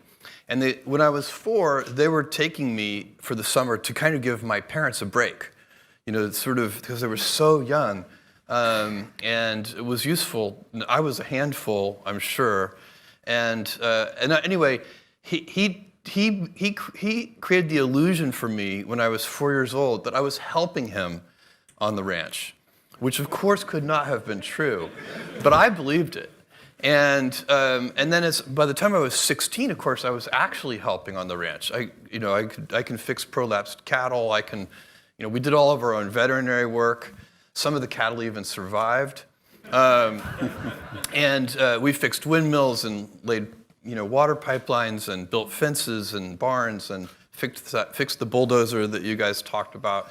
And so one of the things that's so interesting about that lifestyle and about my grandfather is he did everything himself. He didn't call a vet if one of the animals was sick. He figured out what to do himself. And so what does it mean? No delegation? Being resourceful, I think, is that you can't, if there's a problem, there's a solution. And of course, as you mature and get into the business world and anything you do on a team, you very quickly realize that it's not about just your own resourcefulness, it's about team resourcefulness and how does that work. And but that attitude of my grandfather's was very, but he was full of wisdom. John mentioned the story about the words my grandfather gave to me at one point of, it's harder to be kind than clever. That story, the slightly longer version of that story, because this was really powerful wisdom, is that I made my grandmother burst into tears. And the way I did it was we were driving on a long road trip, and she was a chain smoker. And I was probably, 10 years old, so this was around 1974. And it was in a period of time where there were heavy radio advertisements, sort of anti-smoking radio advertisements, trying to convince people to stop smoking. And one of the advertisements had this figure in it. It said something like, every puff of a cigarette takes so many minutes off of your life. I think it was 2 minutes, but I can't remember. Every puff of a cigarette. So I sat there in the back seat on this long car ride and calculated how many years she had taken off of her life. And in my 10-year-old mind, I had been extremely clever to do this. And so when I was finished with my arithmetic, I proudly announced to her how many years she had taken off of her life. And I got a reaction I did not expect, with her bursting into tears. And so my grandfather stopped the car, and he took me out of the car. And I had no idea what was about to happen, because he had never said a cross word to me. And I thought he might actually be angry with me, but he wasn't. He took me out we had some privacy from her. And he said these incredible words. He said, you're gonna figure out one day that it's harder to be kind than clever. Wonderful. Actually, your brother also plays an important role. You have a very good relationship. Yes, is it actually true that he's still a firefighter? He is. He's a volunteer firefighter in Scarsdale, New York. He's also the funniest person I know. When I'm with him, I'm just laughing continuously. First of all, I'm a good audience. I laugh easily, but he is really very funny. And my sister too. We're all very close. And I have my mother to thank for that, because she worked hard to make sure as we grew up that we stayed close together. And she takes all the grandkids for 1 week every summer so that me and my sister and our spouses can go on a trip together. So we end up spending a lot of time together. Mm-hmm. For me, the most moving image that we saw tonight is the one that John showed, where you and Mackenzie are preparing the table, the famous table, which is very moving because it shows how you really started from the very scratch. I mean, and also it illustrates symbolically that it was the launch of Amazon was really something that you did together. Oh yeah, could you describe sure. a little bit what Mackenzie's role was? Well, first of all, Mackenzie, she had married this stable guy working on Wall Street, and a year after we got married, I went to her and said, I want to quit my job, move across the country, and start this internet bookstore. And Mackenzie, of course, like everybody that I explained this to, her first question was, what's the internet? Because nobody knew. This is 1994. And but even before she could say what's the internet, she said, "Great, let's go," because she wanted to support it, and she knew that I had always had this passion for invention and starting a company. And so, again, I think Mackenzie is an example of this. But I was talking about with my mom and my dad, who's a Cuban immigrant, and he came to the U.S. when he was 16 and refugee camp in the Everglades. They're so loving and supportive that when you have loving and supportive people in your life, like Mackenzie, my parents, my grandfather, my grandmother, you end up being able to take risk. Because I think it's one of those things, it doesn't, you kind of know somebody's got your back. And so it's just, I don't even think you're thinking about it logically, it's an emotional thing. So for That's me, really interesting. You think that unconditional love, if you feel and experience unconditional love, I think it helps you take risk in life. And by the way, yeah. I think it's probably true of all kinds of risks in life, not just starting a business. I mean, life is full of different risks. And I think that when you think about the things that you will regret when you're 80, they are almost always the things that you did not do. They are acts of omission. very rarely are you going to regret something that you did and it failed and didn't work or whatever. But the acts of omission, the thing, it's not, and again, I'm not just talking about business things. It's like, I loved that person and I never told them. And then, 50 years later, you'd be like, why didn't I tell her? Why didn't I go after it? So that's the kind of life regret that is very hard to be happy about when you're telling yourself in a private moment that story of your life. So I think it's anyway. I've won that lottery. I won that lottery of having so many people in my life who have given me that unconditional love, and I do think Mackenzie's definitely one of those. And so we moved, and then Mackenzie, who has basically no skill in this area at all. Really, I mean, you're the least suited person for this. She did our accounting for like the first year. Was it the first year? Something like that. And she did it well. I mean, that's what's amazing. My wife is a novelist. She's won the American Book Award. Toni Morrison, the Nobel Prize-winning author, who was Mackenzie's teacher at Princeton. So did she suggest then to do a bookstore? Said on the Charlie Rose show that Toni Morrison, the Nobel Prize winner, said about Mackenzie that Mackenzie was her best student ever. And so anyway, Mackenzie is a very talented novelist, but she is not an accountant. But she pulled it off. And then, just we all get done what we need to get done. Did she then suggest that you focus on book business at the beginning, being an author? No, I picked that was your books. idea? I picked books. It is true, she's a big reader, I'm a big reader, but that's not why I picked books. I picked books because there were more items in the book category than any other category, and so you could build universal selection. There were 3 million in 1994 when I was pulling this idea together. The 3 million different books active and in print at any given time, and the largest physical bookstores only had about 150,000 different titles. And so I could see how you could make a bookstore online with universal selection. Every book ever printed, even the out-of-print ones, was the original vision for the company. And so that's why books. And when did you know that Amazon is going to be something way bigger than just a bookstore? Well, I knew that the books, strangely, because I was very prepared for this to take a really long time. I knew that the books business was going to be successful in the first 30 days. I was shocked at how many books we sold. We were ill-prepared. We had only 10 people in the company at that time, and most of them were software engineers. And so everybody, including me and the software engineers, were all like packing boxes. We didn't even have packing tables. And we were on our hands and knees on a concrete floor packing the boxes. And at about 1 or 2 in the morning, I said to one of my software engineering colleagues, I said, Paul, this is killing my knees. We need to get knee pads. And Paul looked at me and he's like, Jeff, we need to get packing tables. and I was like, oh my God, that is such a good idea. The next day I bought packing tables and it doubled our productivity and probably saved our backs and our knees too. But nevertheless, Amazon had serious crises. In 2002, you went almost bankrupt. So what went wrong and what did you learn from that? We had so many, there have been so many, we haven't had any existential crises, knock on wood. I don't want to jinx anything. But we've had a lot of kind of dramatic events. I remember early on, we only had 125 employees when Barnes & Noble, the big United States bookseller, opened their online website to compete against us, barnesandnoble.com. We'd had about a 2-year window. We opened in 95, they opened in 97.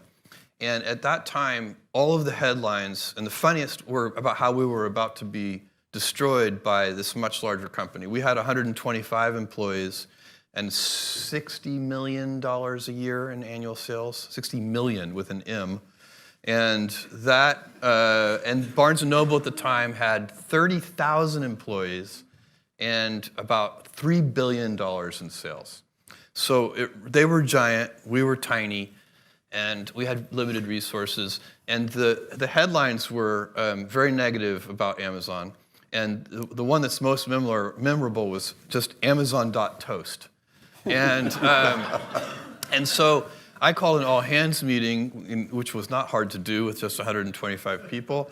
And we got in a room, and because it was so scary for all of us, this idea that now we finally had a big competitor, that literally everybody's parents were calling and saying, are you okay? It's usually the moms calling and asking their children, are you going to be okay? So, and I said, look, it's okay to be afraid, but don't be afraid of our competitors, because they're never going to send us any money. Be afraid of our customers. And if we just stay focused on them, and instead of obsessing over this big competitor that we just got, we'll be fine.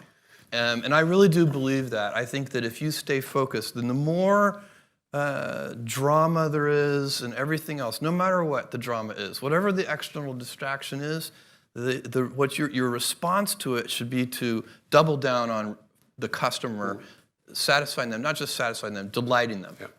Today, Amazon is employing 566,000 people.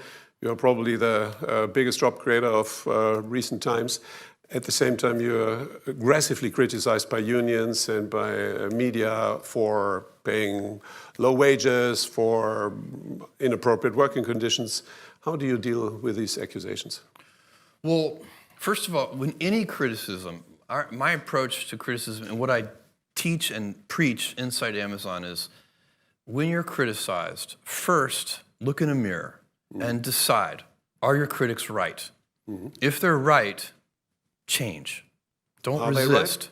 No, but not in this case. But we've had critics be right before, and we've changed. We have made mistakes, and I can go through a long list.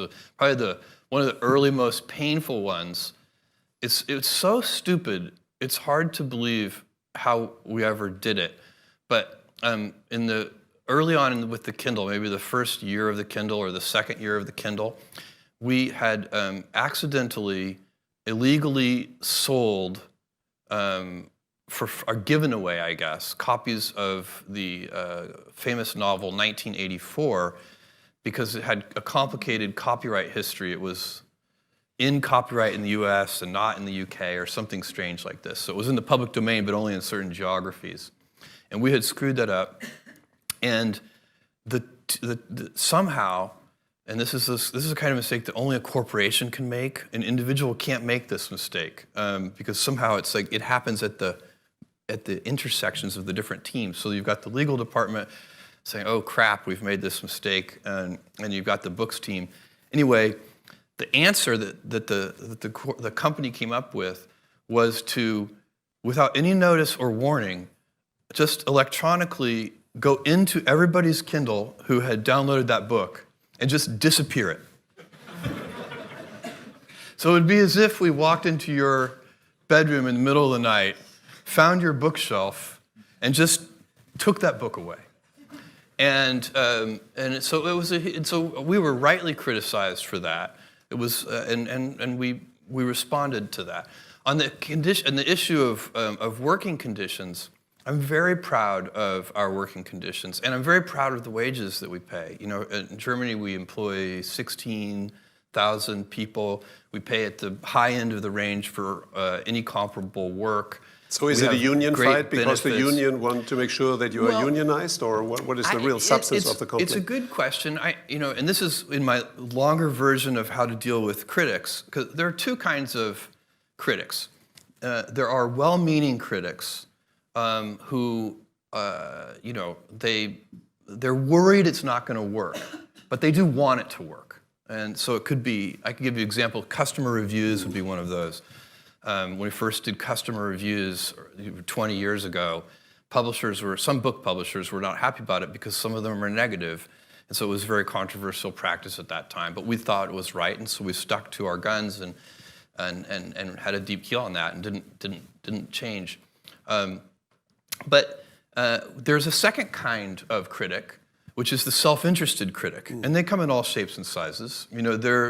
So they can be any kind of institution, competitors, of course.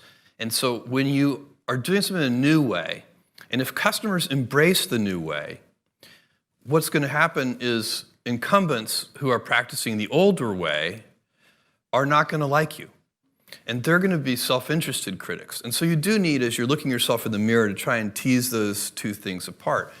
You know, in our view, you know, we have workers' councils, of course, and we have very good communications with our employees. So we don't believe that we need a union to be an intermediary between us and our employees. But of course, at the end of the day, it's always the employee's choice. And that's how it should be. So but for sure, we would be very naive to believe that we're not going to be criticized. I mean, that's just part of the terrain. You have to accept that. One thing I tell people is, if you're going to do anything new or innovative, you have to be willing to be misunderstood. If you can't afford to be misunderstood, then for goodness sake, don't do anything new or innovative. Maggie Thatcher said leadership is not to be pleased by the moment. Perfect. But your most prominent critic at the moment is the President of the United States. People are even saying that he may be willing to prepare initiatives to break up Amazon because it's too big, it's too successful, it's too dominant in too many sectors, or for very other reasons. First of all, is this scenario of a breakup something that you take seriously, or you think it's just a fantasy? For me, again, this is one of those things where, you know, I focus on and ask our teams to focus on what we can control. And I expect, whether it's, you know, the current U.S. administration or any other government agency anywhere in the world, Amazon is now a large corporation, and I expect us to be scrutinized. We should be scrutinized. I think all large institutions should be scrutinized and examined. It's reasonable. And one thing to note about us is that we have gotten big in absolute terms only very recently. So we've always been growing fast in percentage terms. But in 2010, just 8 years ago, we had 30,000 employees. So in the last 8 years, we've gone from 30,000 employees to 560,000 employees. So for us, it's kind of, you know, in my mind, I'm still delivering the packages to the post office myself. You see what I'm saying? I still have all the memories of, you know, hoping that one day we could afford a forklift. And so obviously that's my intellectual brain knows that's just not the case anymore. We have 560,000 employees all over the world. And I know we should be scrutinized, and I think it's true. Big government institutions should be scrutinized, big nonprofit institutions should be scrutinized, big universities should be scrutinized. It just makes sense. And that's, by the way, why the work that the Washington Post and the other great newspapers around the world do is so important, because they're often the ones doing that initial scrutiny even before the government agencies do. But in a way, the general sentiment towards the big innovative tech companies has changed. I mean, Facebook, Google, Apple, Amazon, they used to be seen as the nice guys in T-shirts that are saving the world, and now they are sometimes portrayed as the kind of evil of the world. And the debate about the Big Four or the Big Five, The Economist is suggesting a split up. Other powerful people like George Soros are giving speeches in Davos.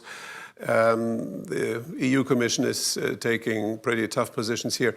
Do you think that there is a change in mindset in the society? And what should the big tech companies, what should Amazon learn from that or do with that? I think I do sense, I mean, I think it's a natural instinct. I think we humans, especially in the Western world and especially inside democracies, are wired to be skeptical and mindful of large institutions of any kind. We're skeptical, I'm sure, we're skeptical of our government always in the United States, state governments, local governments.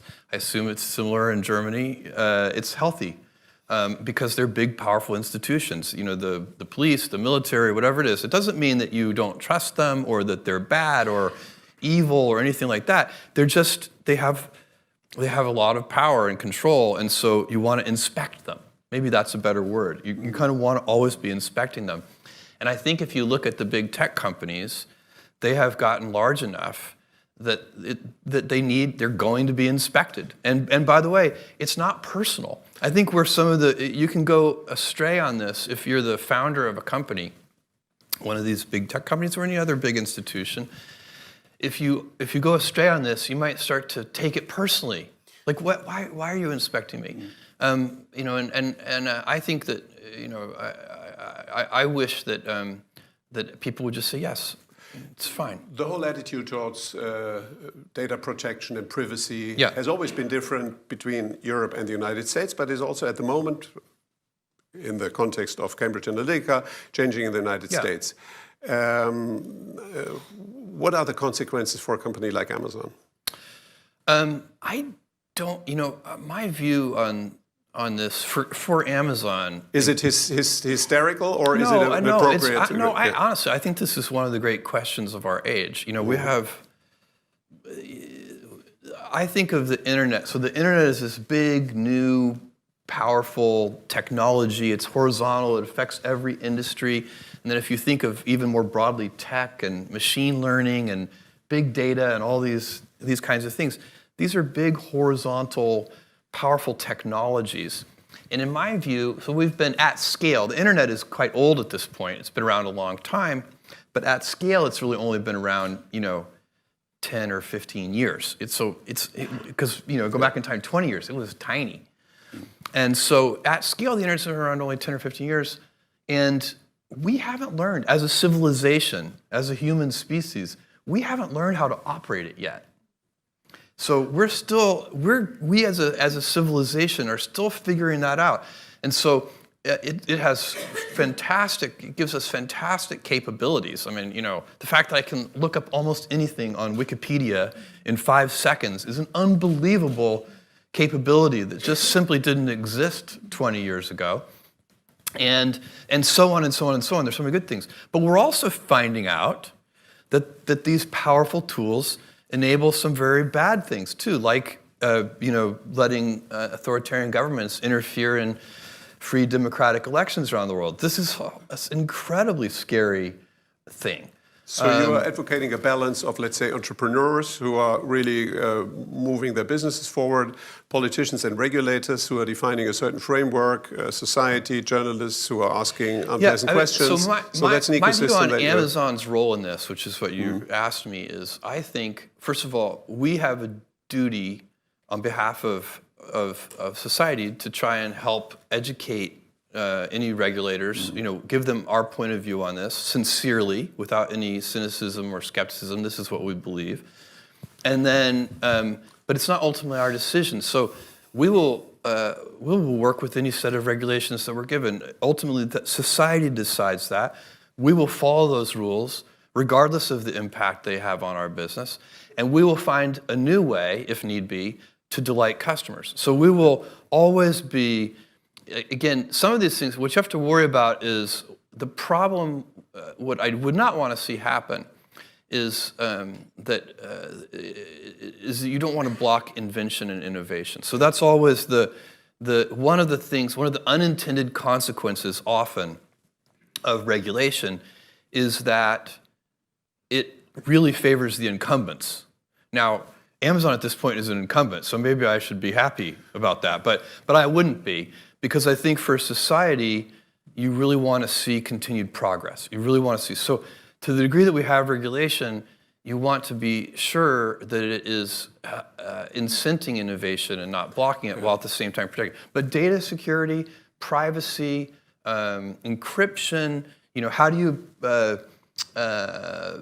do you safeguard people's physical safety against terrorists and bad actors all over the world, and how do you balance that against privacy?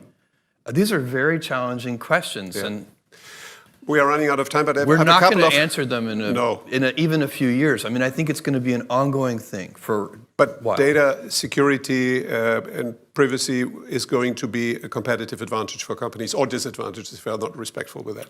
I 100% agree with this, and I think with customers, one of the reasons we have been able to extend into new business areas and first new product categories, going way back, we just sold books, and then we started selling music and DVDs and electronics and toys and so on, and then we've extended into electronic reading with Kindle. The reason customers have been receptive, in large part, to our new initiatives is because we have worked hard to earn trust with them. Earning trust with customers is a valuable business asset. And if you mistreat their data, they will know. They will figure it out. Customers are very smart. You should never underestimate customers. People are getting hungry, but I have some brief questions left. You are preparing a second headquarters. It's going to be in the US. Why didn't you consider to do it in Europe? I wanted it in a time zone we looked at Canada, US, and Mexico. So it's and not we an still Toronto anti-Europe decision. It's not an anti-Europe decision. I'm glad to hear that. When you bought the Post, there were people saying, "Well, that's just a personal toy. He wants to have some political influence." Yeah. Other people thought that is a new strategic element of Jeff's strategy. Yeah. So what was it? Yeah, of course, you can explain things to people, but you can't understand things to people. And so I can, you know, all I can do is say what really my thought process was. And I was not looking to buy a newspaper. It had never even crossed my mind. And so when the opportunity came up, because it only came up because I had known Don Graham at that point for more than 15 years. Any of you who are lucky enough to know Don knows that he is the most honorable gentleman that you'll ever meet. You know Don very well. He's a remarkable guy. And he so loved the Post that he believed, even though this was a huge personal sacrifice for him because it had been in his family for so long, that he needed to find a new home for it. I think he didn't, there were certain purchasers he was hoping would not end up buying the Post because he wanted it to remain independent. Yeah. When he approached me with this, I said, you know, I'm the wrong guy because I don't know anything about the newspaper business. And he said, that's okay, because we have a lot of people at the Post who know a lot about the newspaper business, and what we really need is somebody who knows something more about the internet. The Post was in very difficult financial position at that time. And so for me, I had to decide, was it hopeless? And I didn't believe it was hopeless. I was optimistic that the Post could be turned around. And then second, I had to decide, did I want to put my own time and energy into this? And that, for me, I just had to ask the simple question, is it an important institution? And the answer to that question is yes. It was very obvious to me. As soon as I thought about it that way, it's like, okay, I think I actually can help. I can help in two ways. I can provide financial resources while this turnaround occurs, and I can also help with my internet knowledge. And then, is it an institution worth saving? You bet. It's the most important newspaper in the most important capital city in the Western world. Crazy not to save that newspaper. I assume that I'm going to be very happy when I'm 80 that I made that decision.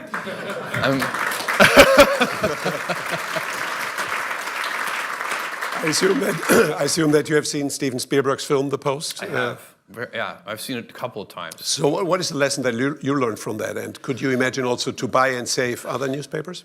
No, I get that request monthly. Yeah, I really do. And I tell them the Post is it for me. I'm not interested in buying other newspapers. But I watch that movie, and you know, it's helpful. I love that movie, and also reading Katharine Graham's memoir, which won a Pulitzer Prize and is an amazing book, because it gets me ready. You know, I as the owner of the Post, I know that at times the Post is going to write stories that are going to make very powerful people very unhappy. And are you upset if they are writing critical stories about Amazon, which they do? No, I'm not upset at all. When I first bought the Post in 2013, never. I would be humiliated to interfere. I would be so embarrassed. I would turn bright red, and it has nothing to do with. I don't even get so far. I just don't want to. For me, it would feel icky. It would feel gross. It would be one of those things when I'm 80 years old. I would be so unhappy with myself if I interfered. Why would I? Yeah. I want that paper to be independent. We have a fantastic editor in Marty Barron. We have a fantastic publisher in Fred Ryan. The head of our technology team, a guy named Shailesh, is fantastic. They don't need my help in the newsroom for sure. First of all, that's also an expert's job. It would be like me getting on the airplane and going up to the front of the plane and saying the pilots should move aside. Let me do this. You know, no, you are not getting on an airplane, but you are sending rockets to the space. Yeah. Could you share with us briefly? That's the best segue ever, by the way. Could you share with us briefly the vision of Blue Origin and the idea of kind of space tourism with renewable rockets? Super important to me. And if I believe on the longest time frame, and I really here I'm thinking of a time frame of a couple hundred years. So over many decades, I believe, and I get increasing conviction with this with every passing year, the Blue Origin, the space company, is the most important work I'm doing. And so there is a whole plan for Blue Origin. So you'd say retail, online e-commerce, publishing, that's all less relevant than the space project. And I'll tell you why. And so first of all, of course, I'm interested in space because I'm passionate about it and I've been studying it and thinking about it since I'm a 5-year-old boy. But that is not why I'm pursuing this work. I'm pursuing this work because I believe if we don't, we will eventually end up with a civilization of stasis, which I find very demoralizing. I don't want my great-grandchildren's great-grandchildren to live in a civilization of stasis. We all enjoy a dynamic civilization of growth and change, and let's think about what powers that. We are not really energy constrained, and so let me give you just a couple of numbers. If you take your body, your metabolic rate as a human, as just an animal, you eat food, that's your metabolism, you burn about 100 watts. Your power, your body is about 100, it's the same as a 100-watt light bulb. We're incredibly efficient. Your brain is about 60 watts of that. Amazing. And so, but if you extrapolate in developed countries where we use a lot of energy, on average in developed countries, our civilizational metabolic rate is 11,000 watts. So if in a natural state, where we're animals, we're only using 100 watts. In our actual developed world state, we're using 11,000 watts, and it's growing. For a century or more, it's been compounding at a few % a year, our energy usage as a civilization.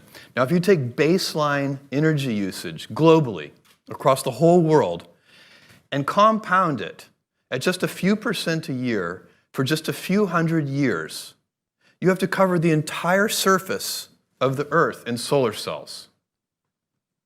So that's the real energy crisis, and it's happening soon. And by soon, I mean within just a few hundred years. And so we don't actually have that much time. So what can you do? Well, you can have a life of stasis where you cap how much energy we get to use. You have to work only on efficiency. By the way, we've always been working on energy efficiency, and still we grow our energy usage. It's not like we have been squandering energy. We have been getting better at using it with every passing decade, and still we grow it. So stasis would be very bad, I think. Now, take the alternative scenario where you move out into the solar system. The solar system can easily support 1 trillion humans. And if we had 1 trillion humans, we would have 1,000 Einsteins and 1,000 Mozarts and unlimited, for all practical purposes, resources from solar power and so on. Why not? That's the world that I want my great-grandchildren's great-grandchildren to live in. And by the way, I believe that we will move all heavy, in that time frame, we will move all heavy industry off of Earth, and Earth will be zoned residential and light industry. And it will basically be a very beautiful planet. We have sent robotic probes to every planet in this solar system now. And believe me, this is the best one. But when can it is not even close. But Jeff, when can I buy the first ticket to do a little space tour? tour? We're going to be, so the first tourism vehicle will, we won't be selling tickets yet, but we may put humans in it at the end of this year or at the beginning of next year. So it's very concrete. And then we're getting very close. We've been working on it for more than 10 years. And we're building a very large orbital vehicle. We've been working on that for more than 5 years. It'll fly for the first time in 2020. And the key is reusability. So you mentioned it. We cannot, this civilization I'm talking about of, getting comfortable living and working in space and having millions of people and then billions of people and then finally 1 trillion people in space, you can't do that with space vehicles that you use once and then throw away. It's a ridiculous, costly way to get into space. The most recent thing that Amazon is planning is home robots. Yeah. So I assume it's more than Alexa walking. So what's the vision behind it? I saw that rumor in the press, and I can't comment on that. Okay, I see. So it seems to be very serious. Jeff, you are one of the most long-term thinking entrepreneurs. If it is about companies and products and services. If it is about philanthropy, you recently said that you're a very short-term thinker. You really want to deal with the now and here. Yeah. Can you explain that approach? I think that's also very innovative. I'm going to end up doing a mixture of things. We started doing in Seattle, there's a homeless shelter called Mary's Place, run by a woman named Marty. And that has really impacted my thinking on this issue. Because what I'm seeing is that of course, I'm in favor of long-term oriented philanthropy also is a good idea. So I'm not against that. It's just I'm finding I'm very motivated by the here and now there. So seeing, a lot of the homelessness that Mary's Place works on is transient homelessness. So when you go study homelessness, there are a bunch of causes of homelessness. Mental incapacity issues are a very hard to cure problem. Serious drug addiction, a very hard to cure problem. But there's another bucket of homelessness, which is transient homelessness, which is, a woman with kids, the father runs away, and he was the only person providing any income. And they have no support system. They have no family. That's transient homelessness. You can really help that person. And you, by the way, only need to help them for like 6 to 9 months. You get them trained, you get them a job. They're perfectly productive members of society.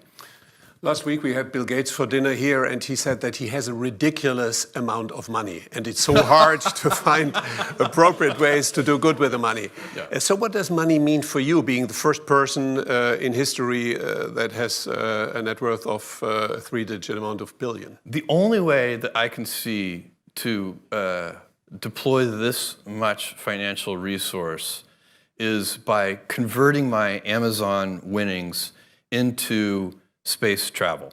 So that's basically, Blue Origin is expensive enough to be able to use that fortune. And I'm currently liquidating about $1 billion a year of Amazon stock to fund Blue Origin. And I plan to continue to do that for a long time.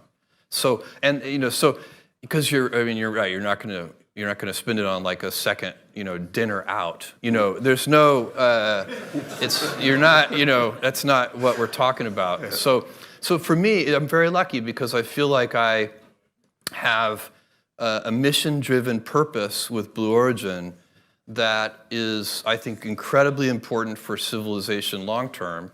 And I am going to use my financial lottery winnings from Amazon to fund that.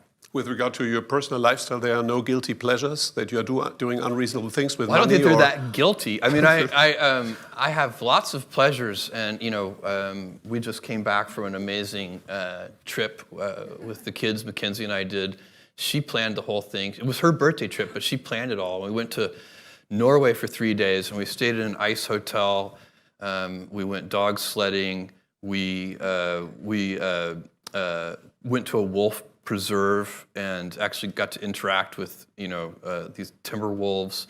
I mean, it was really an incredible vacation, an incredible holiday, and we got it all done in 3.5 days. So it was amazing. Wonderful. Jeff, John mentioned, that's the last question, John mentioned that you are an ideal family man. Yeah?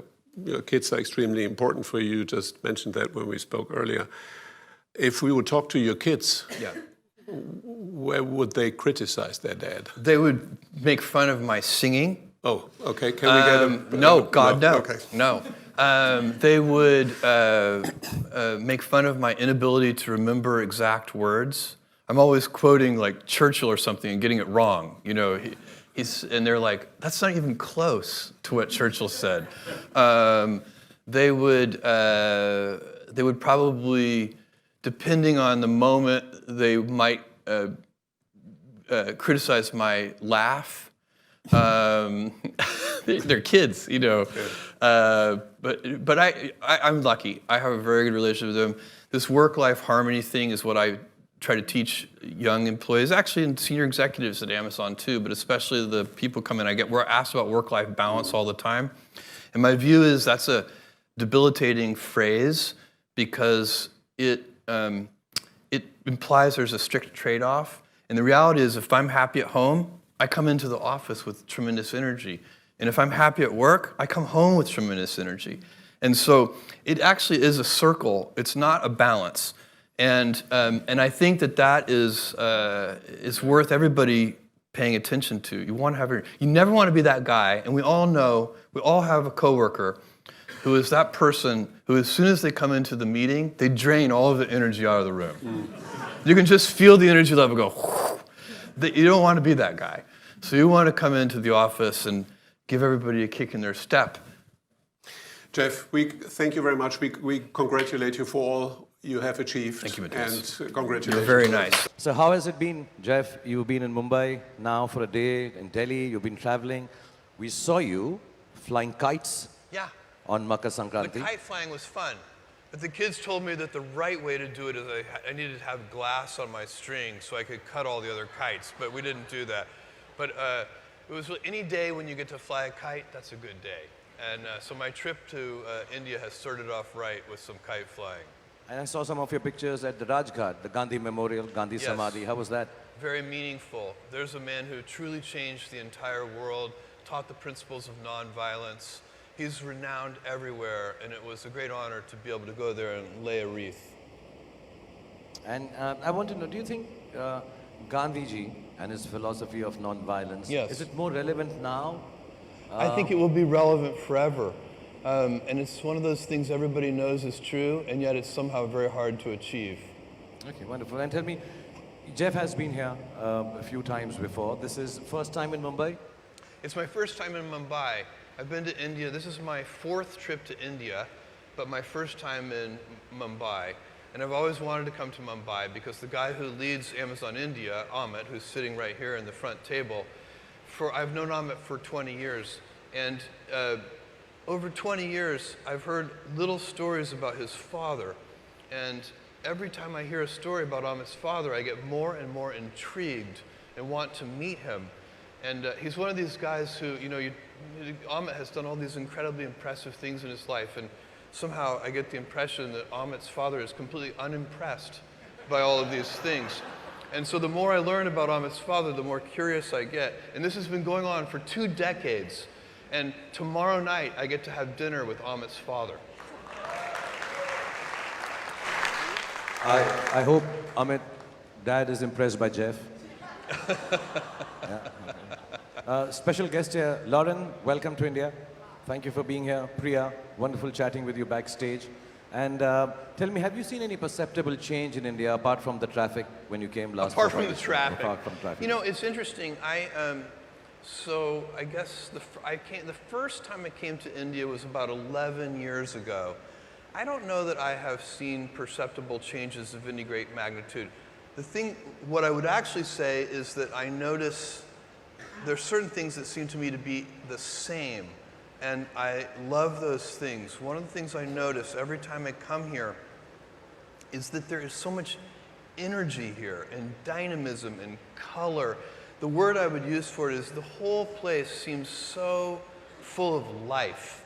And everywhere you go, every single thing you do, and the diversity of India. When I come here, I've never seen a more diverse place. Everywhere I travel in the world, nowhere more diverse than India. So the energy, self-improvement. Every time I come here, I find that the people that I talk to are focused on and interested in being better tomorrow than they are today. Everybody here seems to be focused on self-improvement.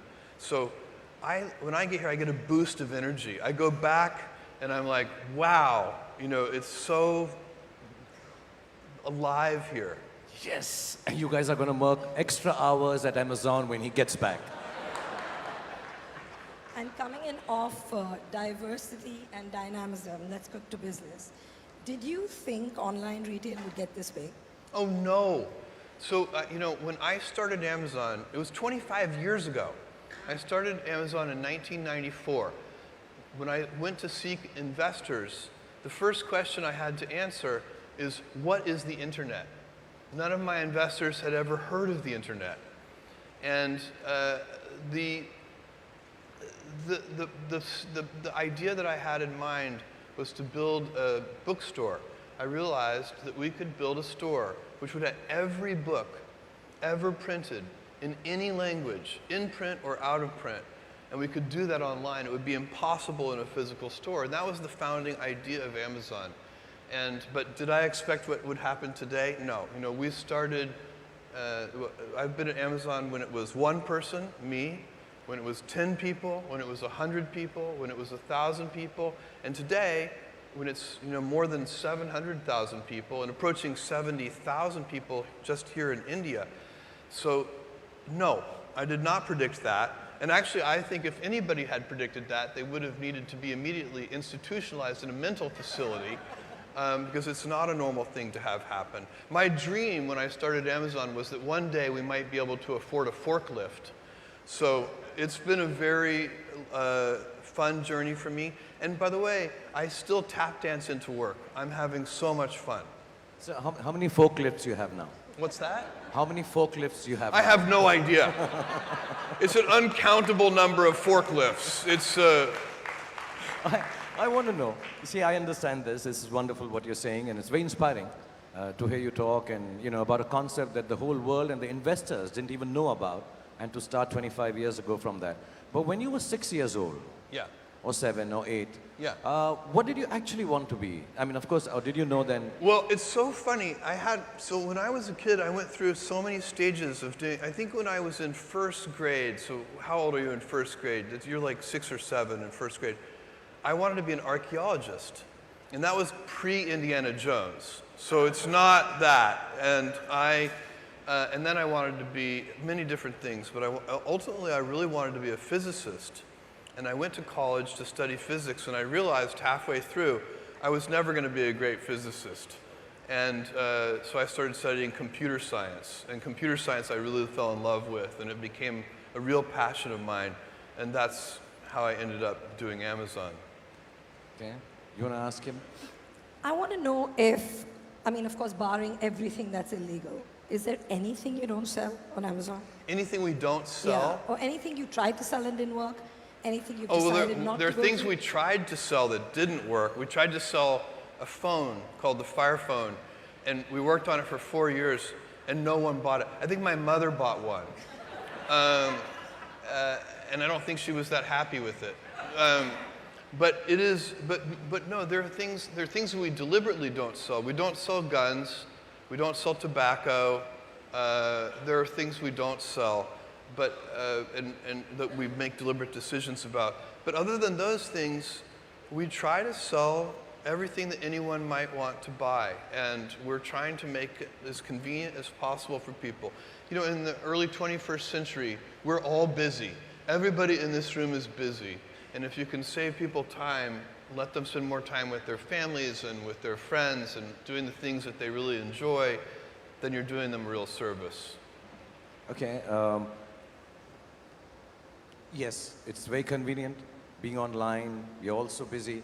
When was the last time you shopped at a brick and mortar store? In a physical store? Yeah, in a physical store. And what do you think is the future of physical stores? But when was the last time you went to a physical store and bought something? The last time I shopped in a physical store, well, I go to the grocery store. Even though we sell groceries, sometimes I go to the grocery store because I kind of enjoy it. I'm not a good cook, but I like to cook a little bit. So I'll go to the store. I'm a very inefficient shopper because when I get to the grocery store, I don't know where anything is. So I walk the aisles and I don't have a plan, but I'll put together some kind of meal and make a dinner. So yeah, probably the last time I went to a physical store was for groceries. When was the last Actually, time I you went to a a physical store today. I went to a I Have Space store. I went to a tiny little, I forget the word, help me, what is it called? Kirana. Kirana. And it was an incredible experience. It's this tiny little store, and they also are a pickup point for Amazon packages. We have a whole program, and we have thousands of these points of presence now, where they do their regular business, but then they also provide a place where people can come pick up their packages.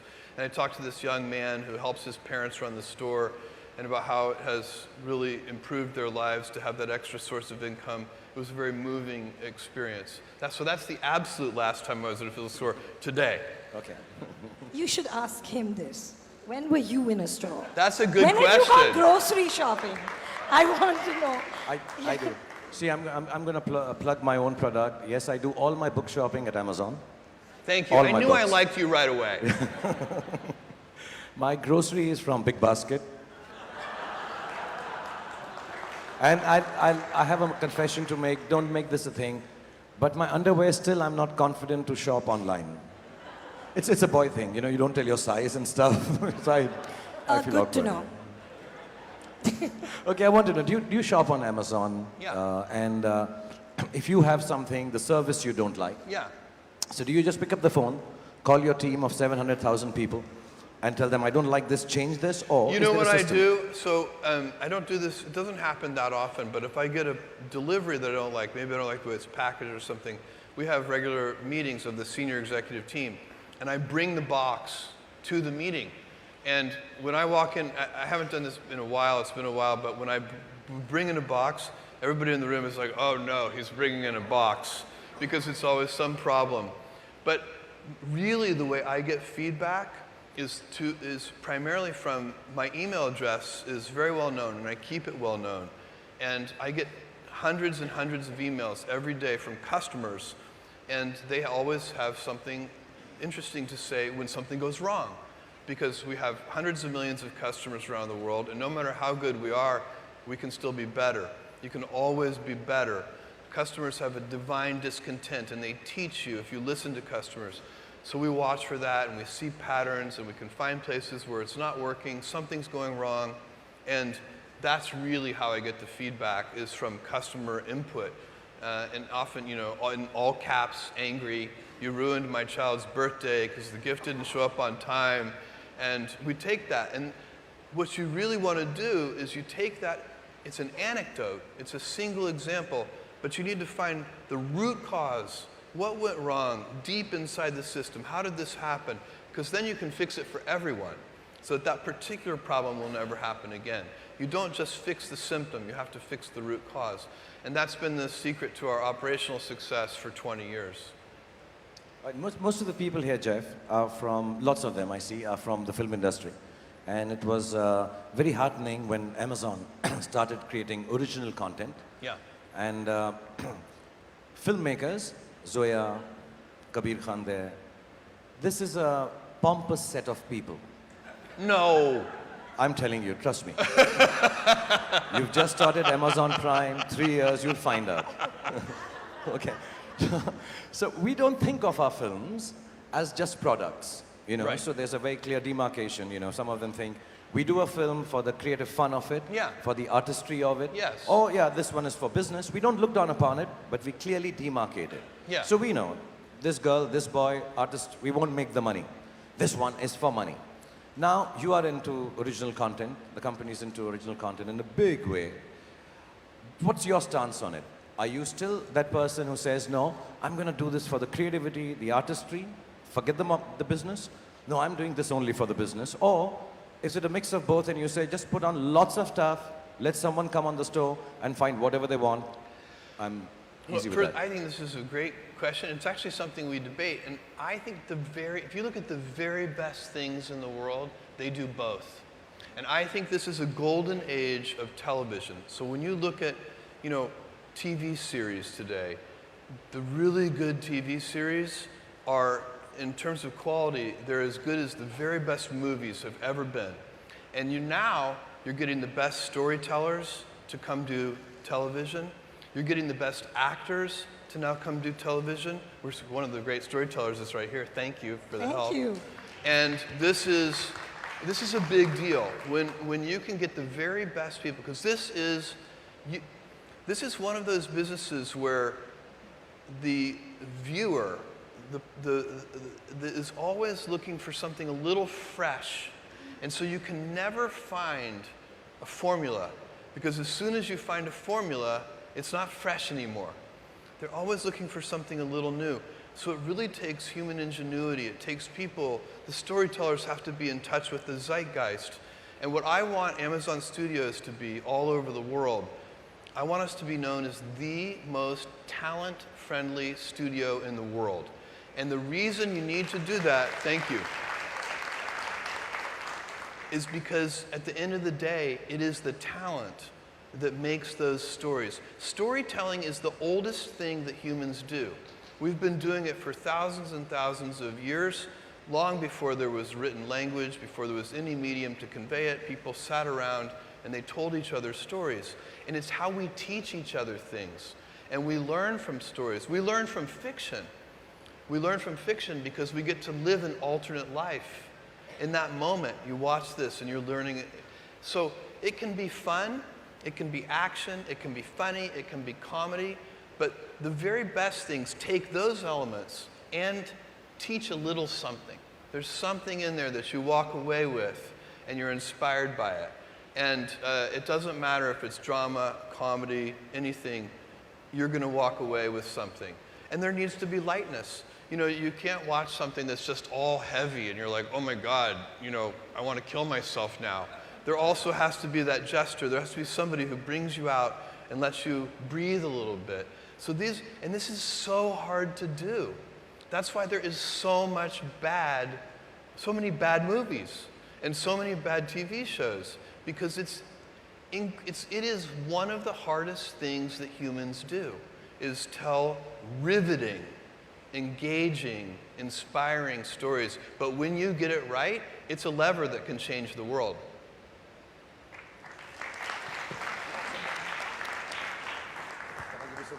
Are you a competitive producer? Sorry, I'm making him speak too much. Oh, you're giving me water. Yes. Okay.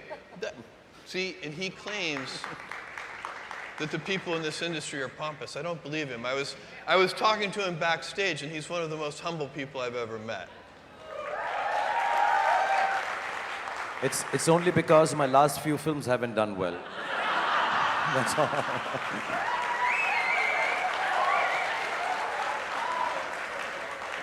I'm sorry, what were you asking? Are you a competitive producer?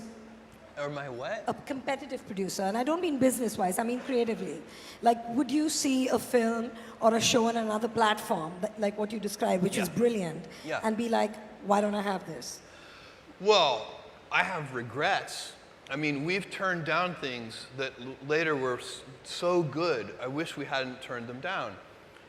But we've also picked up things that other people turned down, and we've made them great. And so the truth is, the storytelling is infinite. If I tell a good story, it doesn't make your story bad. There is not, these are not substitute products.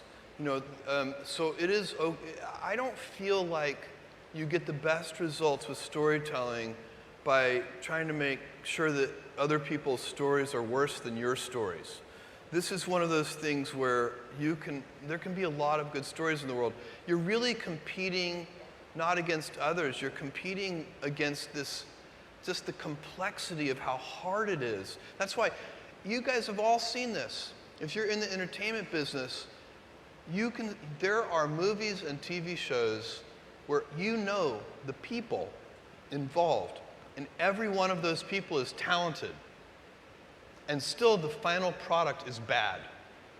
It happens, and because there's a little bit of mystery to it. We don't know how to do it perfectly, and that's what makes it so fun, because there is an artistic element to it.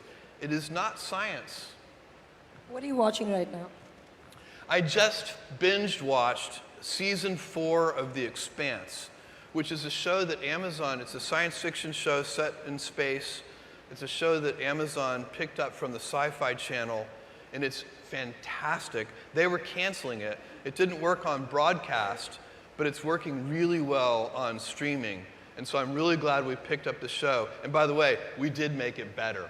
Season 4 is the best season of The Expanse. It's incredible. But I just watched the whole thing in a weekend. It's good. You started Prime Video in India 3 years ago. Yes. And since I'm a tiny part of it, and so is the company I work with. Thank you. Thank you. I just want to know how it's panned out for you. How's it working for you in India? It's working great. In fact, if we look at just in India, our number of hours watched in the last 2 years has grown by 6 times. We're doing, Amazon Video, Prime Video is doing well all over the world. It's doing well in Japan, it's doing well in Germany, it's doing well in the US, it's doing well in South America. It's doing well everywhere, but it's actually not doing, there's nowhere it's doing better than in India. And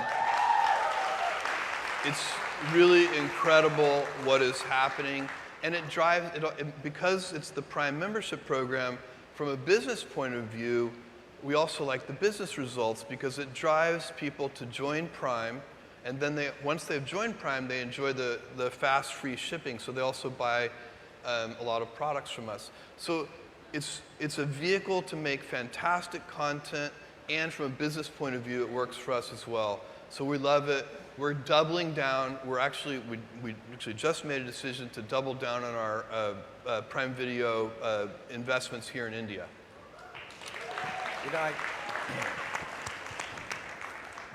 Before I met Jeff, my understanding was that he'd be a very busy person. He is a very busy person. You're flying around, handling so many things, so many people all around the world, looking at investors, looking at customers.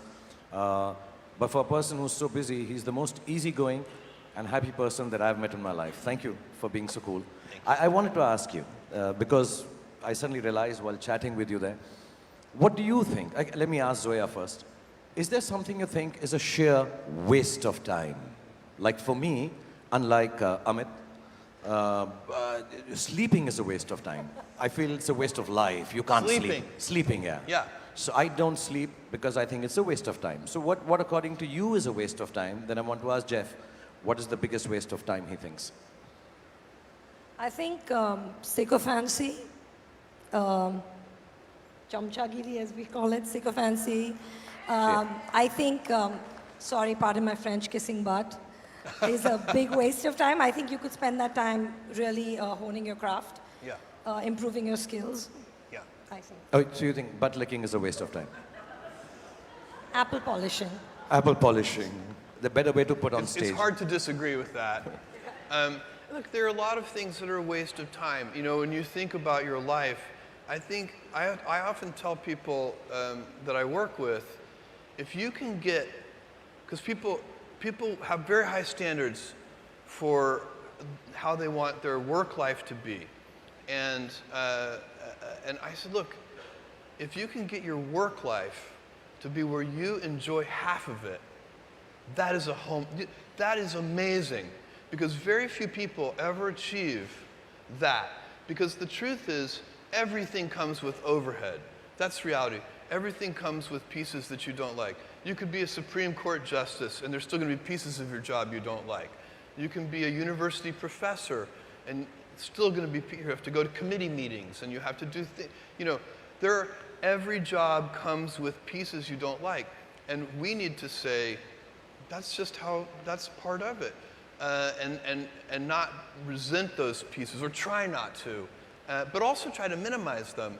I tell senior executives, you should have the least stress. You know, there's this weird, I think, false idea that CEOs, I'm a CEO, there's this false idea that CEOs are under the most stress. Well, I look at that, I'm like, why? You're in charge. Why don't you delegate the stress? It's your choice. And so you have to figure out how to set up your life in such a way that you can minimize the things. And I find people don't dislike hard work. What people dislike is being out of control. Like they can't control their life. They can't control their environment. This happens to me when I get overscheduled. I hate being overscheduled. I want some time to be able to think and free myself. We all have the same amount of time in the world. Nobody has more time than anybody else. And when you become a very successful person, one of the things, you start to get overscheduled. You have this event, you had to agree to do this, and maybe last night you were like, why did I agree to do this? I have to go on stage tomorrow. I wish I were really with my family. And, you know, or I hope maybe not this case. Let's say that you like this one. But in general, that kind of thing happens. And so you have to guard your time and try to stay a little bit flexible. So that's, for me, it's not a waste of time, but I like to have some freedom of movement rather than having every minute of every day scheduled. Yeah, but we make sure this fireside chat is 7 minutes more. Don't worry. We'll pack it up. Quickly, ask your questions quickly. I'm sure you've been asked this 500 times, but what is your one hot tip for somebody on the onset of their career? On the onset of their yeah, career? when they're just starting out. Well, so a young person starting their career, I think there are probably a lot of things. Some of them are very well known and people have heard them many times. They're still true. One of those is you should always focus on, a young person should find something that they're passionate about to do. And that's not going to surprise anyone. It's a clear thing to do. It's very hard. If you don't love your work, you're never going to be great at it. I think the other thing I would suggest to any young person, even before they start their career, is to really think about their choices. Because I find young people, and when I was young, I made this mistake too. You can get very fixed on your gifts. So everybody has gifts. You know, you have gifts and you have things that you didn't get gifted. Maybe you're extremely beautiful. Maybe you're extremely good at mathematics. Maybe there are a lot of things that you can be given. But those things can confuse you because they're not the things that construct your life. It's your choices that construct your life, not your gifts. You can celebrate your gifts. Be proud of them. Be happy of them. Actually, don't be proud of them. Be celebratory of them, but you can't be proud because they're gifts. They were given to you. You didn't earn them. You can only be proud of the things you earn. And so as I got older, I started to realize I wasn't proud of my gifts. I was always good at school. School was always easy for me, and I was always proud that I was a great student. I got A's in all my classes. I was good at math, all of that. And I thought that's who I was, but it's not true. Those are the things that are gifts. What was hard for me is deciding to work hard, deciding to use my gifts in certain ways, to challenge myself, to do things that I didn't think I could do, to put myself in uncomfortable situations. We all I would say to a young person, you can choose a life of ease and comfort, or you can choose a life of service and adventure. Which one of those, when you're 90 years old, are you going to be more proud of? Service and adventure for all the young entrepreneurs. There's an enterprise, a concept very close to your heart. Zoya and me a week back started reading upon it, watched some videos, and I don't know if very many people are aware of it. We'd like you to talk about the Blue Origin. Oh, yeah. What it is, how did it start, and what is your vision for it? Well, Blue Origin is my space company, and I have been interested in space since I was a 5-year-old boy. I watched Neil Armstrong and Buzz Aldrin step onto the surface of the moon, and I believe it's important that humanity expand out into the solar system. I think it's important for this planet. We have a very small planet, and humanity has now gotten very big. Anybody who doesn't believe in climate change, 20 years ago, maybe you could excuse people for wondering if it's real. Today, there's so much evidence. The people who don't believe in the problem of climate change are really fooling themselves. It's an important problem, and one of the ways, there are many things we have to do about that, about climate change. But long term, one of the things that we need to do if we want to continue to have a dynamic civilization, a dynamic species, is we need to go use the near infinite resources of space. And we can do that. But we need a new generation of entrepreneurs who can access space, and the infrastructure doesn't exist. So the analogy that I would offer to you is that in the internet, what I've watched over the last 20 years and been a part of, that in the internet, Mark Zuckerberg in his dorm room could create this $500 billion market cap company called Facebook. In space today, it's impossible for a college kid in their dorm room to create a great space company because the price of admission is too high.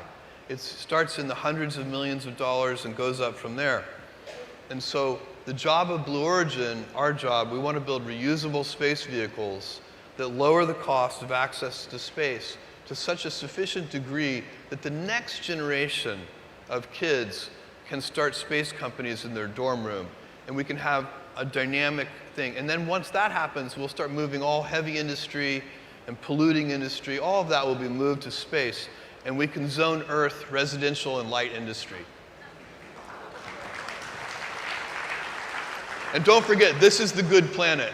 We've been to all of them with robotic probes. This is the only good one. So we do have to take care of it. Speaking of the planet, you've just signed the climate pledge. Yes. And the environment is of utmost concern and importance right now. Yes. It's a pretty positive, big positive step. Can you tell us a bit more about it? Well, the climate pledge is a very simple pledge. It's hard to achieve, but simple to understand. It is to meet the goals of the Paris Accord 10 years early.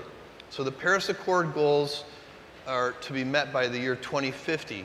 So when you sign the climate pledge, you're agreeing to meet those goals by the year 2040. And it is it's hard, but it's achievable, and it takes collective action. And one of the things that a company like Amazon can do, because we are a large company, if Amazon had 500 employees and we signed the climate pledge, that would be good, but it wouldn't move the needle. With a company the scale of Amazon, we can use our scale and our scope and our global footprint to actually move the needle, because it's not, for us to meet the climate pledge, we can't do it by ourselves. We have to get cooperation and collaboration from all of our supply chain partners, our delivery partners, everyone. They need to help that. We need companies to build electric delivery vehicles for us. We just ordered 100,000 electric delivery vehicles. We're building electric rickshaws here in India. So it needs to be collective action, but large companies can lead the way on that collective action. I want to know, Jeff, where I started from actually. Is there a job, if it wasn't Amazon, if it wasn't business related, is there something else? You started all over again at this age and stage, and you took on a different profession. Would there be one that is close to your heart? I would be very curious today, if I were a young college student today, I would be very interested in biotechnology. I think biotechnology is just a fascinating arena that probably in the next 10 or 20 years, there's going to be a golden age of biotech. One of the golden ages that's happening right now before our eyes is also artificial intelligence and machine learning. So that's another arena that I would be very interested in. My backup career is I'm a very good bartender. So if all else fails, you'll see me at the local bar and I'll be making your drinks slowly, but they'll be good. They'll be good, yeah. Was that your plan B? That was never plan B. The real plan B, if Amazon hadn't worked out, I would be an extremely happy software programmer. Do you usually have a plan B? Do you have? I don't have plan Bs. Do you have I plan actually Bs? don't like plan Bs. I find plan Bs are, they defocus you from plan A. Plan B should always be make plan A work. You have plan Bs? No.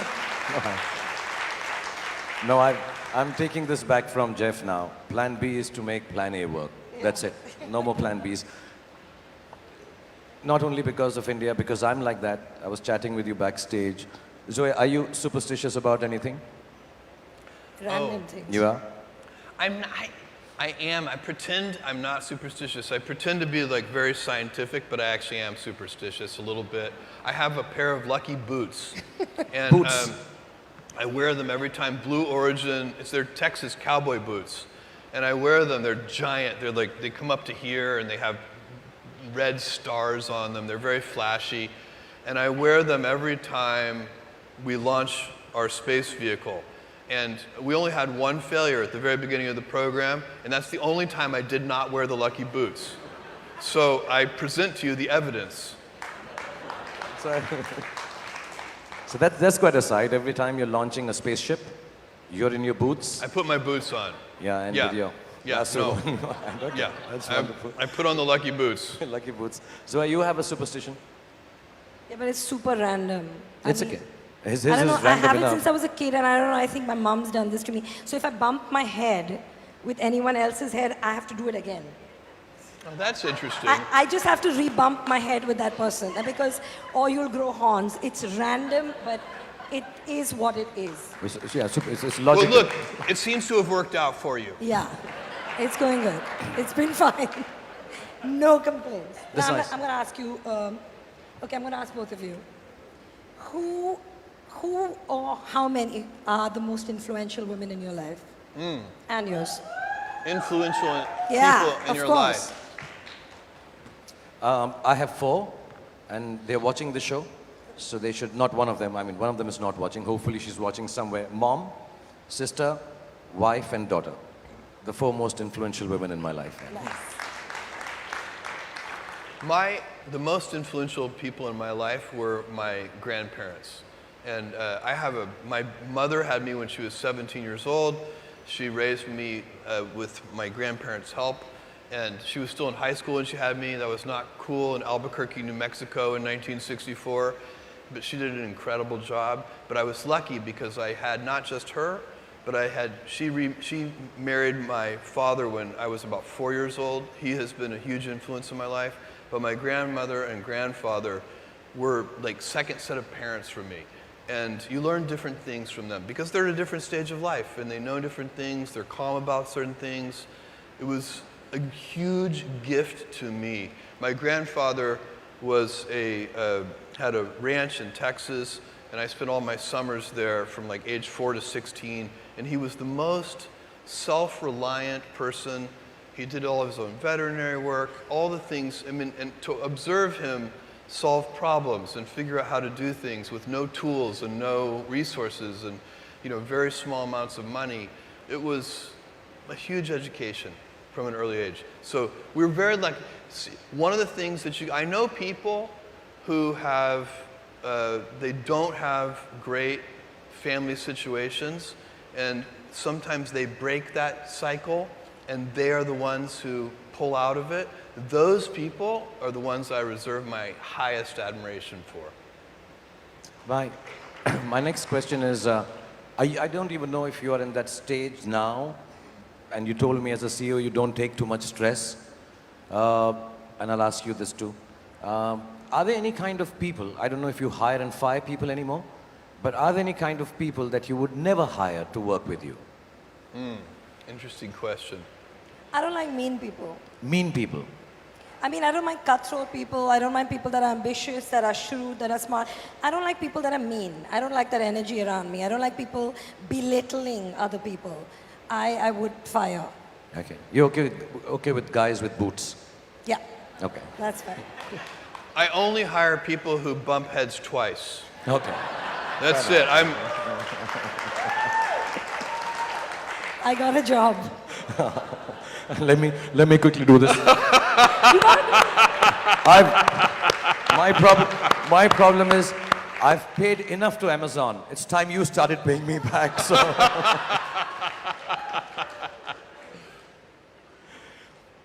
You want to ask him some? Yes. I want to ask both of you this because you both have, thankfully, so much. If there's one thing you could have more of, what would that be? One thing I could have more of. I mean, the obvious answer is time. You know, it is time to do. I like time. I'm not efficient with my time because efficiency. There's an embedded assumption when you're being efficient. And the embedded assumption is that you know where you're going. And I like to wander, because it's wandering that allows you to invent and to explore and to follow your curiosity. But wandering is very time-consuming. And so if I could have one more thing, it would just be more time. Me, I learned this from Mel Brooks, and I want more of peace, peace of more riches, peace of more fame, piece of my name in history. That's what I want.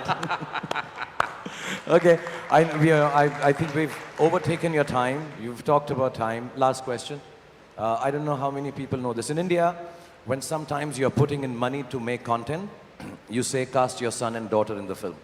It happens sometimes. For Amazon, very few people know Jeff Bezos has acted in Star Trek. Oh, that's true. So, next time you're making something... It's my best role. It's the best role, yeah. So how did that happen? And is it going to happen to people here when they have to make content for you, that Jeff comes along if you okay the script? I got that role by literally begging. So and persistently, like for years, I would go and they were making a new Star Trek film, and I would say, I would like to be in the film, and they would say no. And then I would say, I would like to be in that film, and they would say no. So I just kept after it. And by the way, I also made it difficult for them because I had requirements.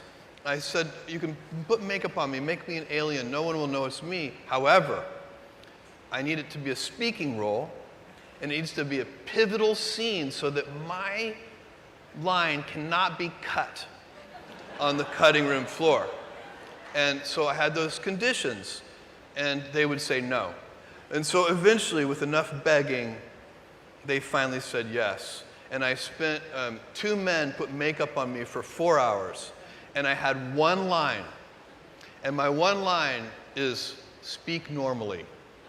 And it was terrifying because the terrific young actress who I said that line to had the most complicated scene to perform. She was speaking in a foreign alien language, which was really hard to do. She did it beautifully. And then in the middle of her, it's like a 30-second monologue that she has to do.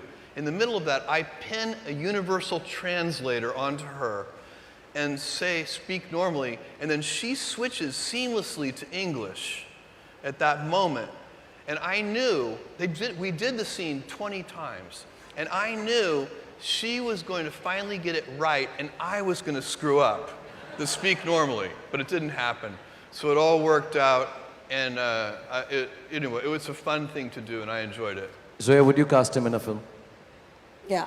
Yeah? Yeah, I would. And give him a speaking line? I would have. Yeah, it has to be pivotal. Pivotal. I don't want to end up on the cutting room floor. Okay, would you audition for it? What? Would you audition for this role? Yeah, of course. Of course, I'm coming there. Right now, ladies and gentlemen. Wait, Jeff now? Is now. You want me to audition now? Time, Jeff, time. We don't have time. We have to audition now.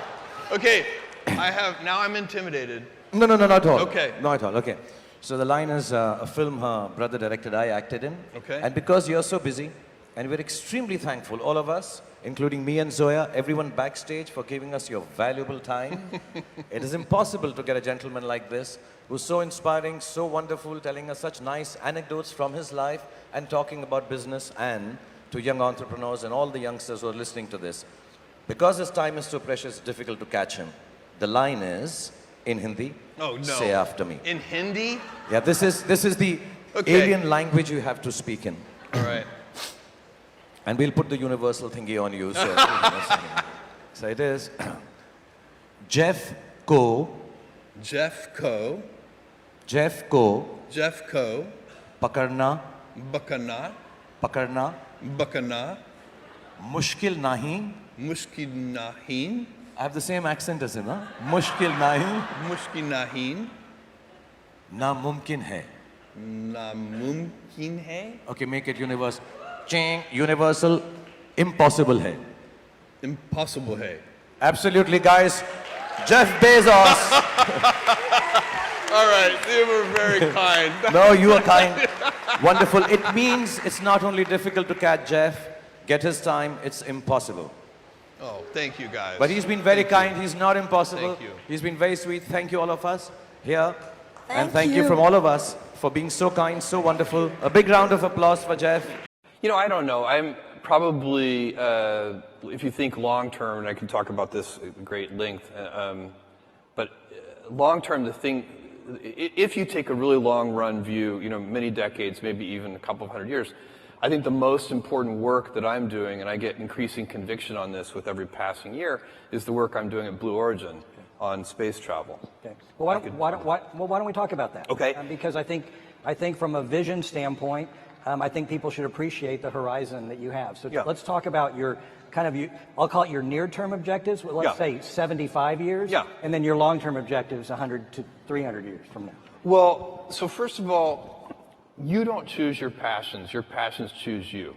And all of us are gifted with certain passions, and the people who are lucky are the ones who get to follow those things. And I always advise our young employees, I meet with interns and so on, you can have, and my kids too, you can have a job, or you can have a career, or you can have a calling. And if you can somehow figure out how to have a calling, you have hit the jackpot, because that's the big deal. And most people don't ever get there. You know, you're very lucky if you have a career. A lot of people end up with a job.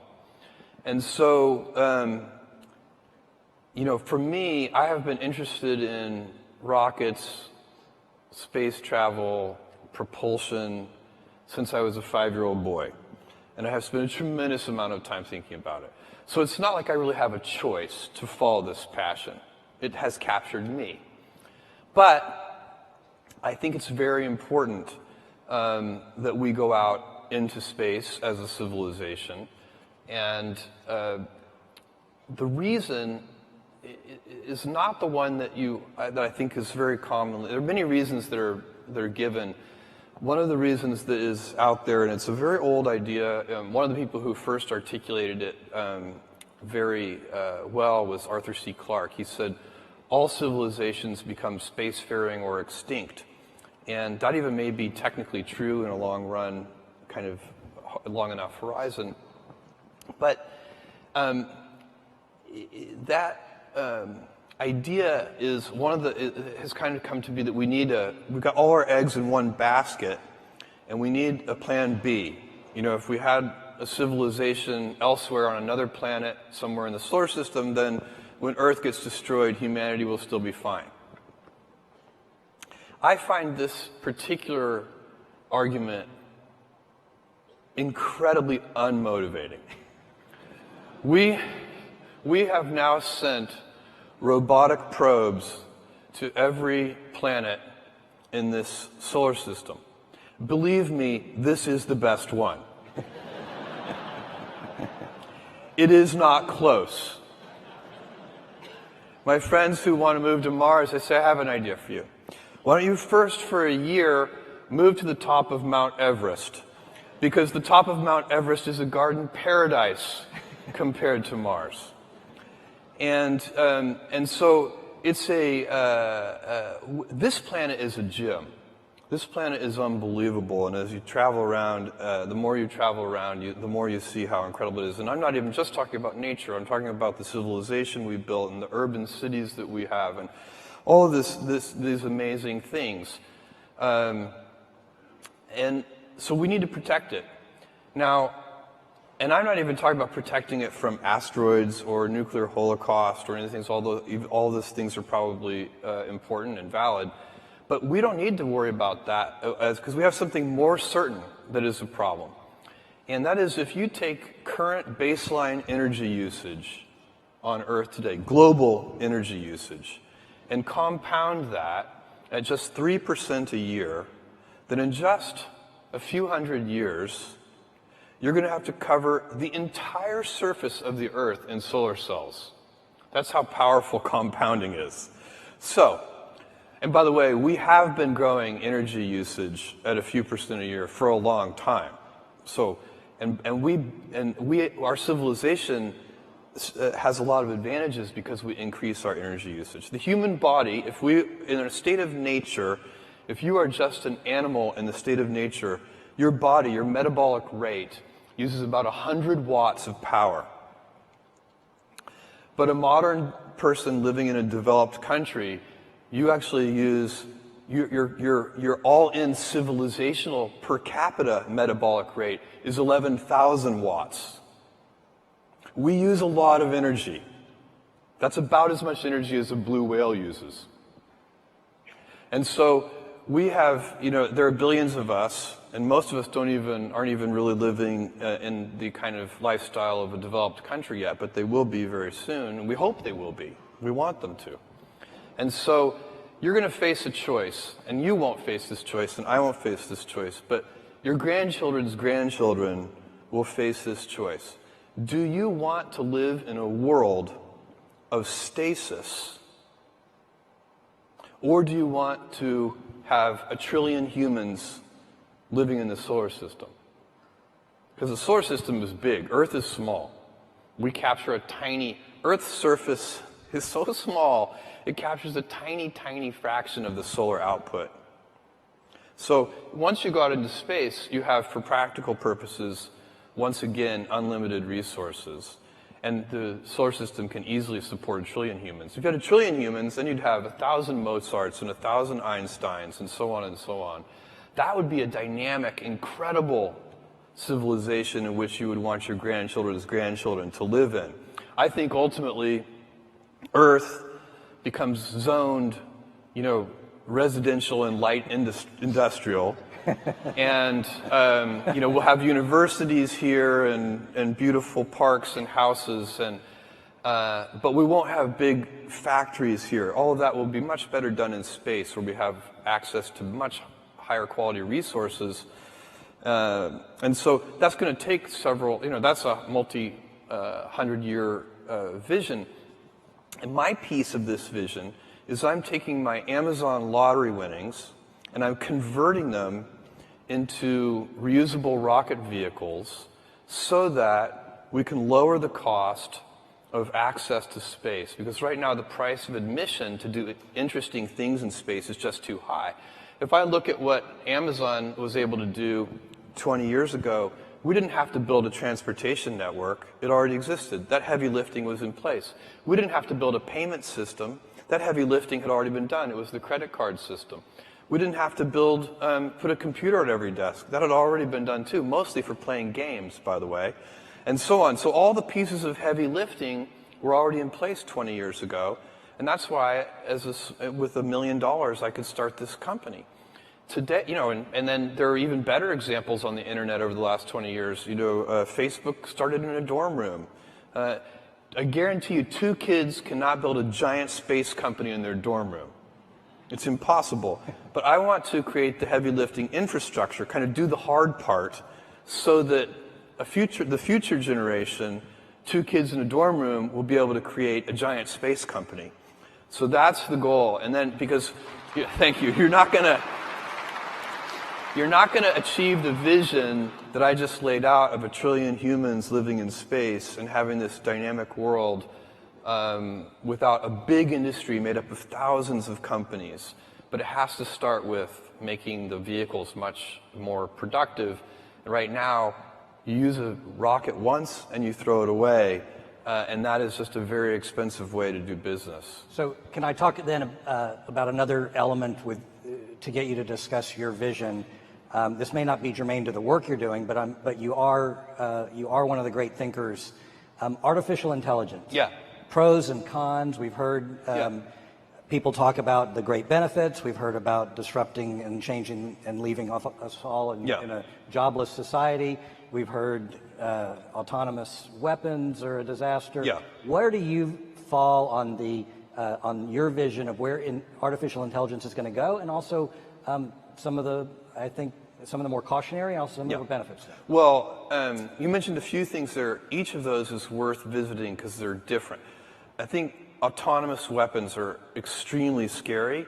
I think it's a big, and you, by the way, do not need general AI. So right now, the things that we know how to do, you should think of those things as what is called narrow AI, things like machine vision and so on. To build incredibly scary autonomous weapons, you do not need general AI. The techniques that we already know and understand are perfectly adequate, and these weapons, some of the ideas that people have for these weapons are in fact very scary. And so I don't know what the solution to that, but smart people need to be thinking about that, doing a lot of R&D. Is there a kind of, it'd have to be a big treaty like the Geneva Convention or something that would help regulate these weapons, because they're actually, they have a lot of issues. So that one I think is genuinely scary. The idea that there's going to be a general AI overlord that subjugates us or kills us all, I think is not something to worry about. I think that is overhyped. First of all, we don't know, we're nowhere close to knowing how to build a general AI, something that could set its own objectives. We have no idea. We don't even, it's not even a valid research area. We're so far back on that one. So I think that's a very long-term prospect that it could even happen. But second of all, I think it's unlikely that such a thing's first instincts would be to exterminate us. That would seem surprising to me. Maybe unemploy us. Much more likely it will help us, because we're perfectly capable of hurting ourselves. Maybe we could use some help. So I'm optimistic about that one, and certainly don't think we need to worry about it today. And then the jobless, is AI going to put everybody out of work? I am not worried about this. I find that people, all of us, I include myself, we are so unimaginative about what future jobs are going to look like and what they're going to be.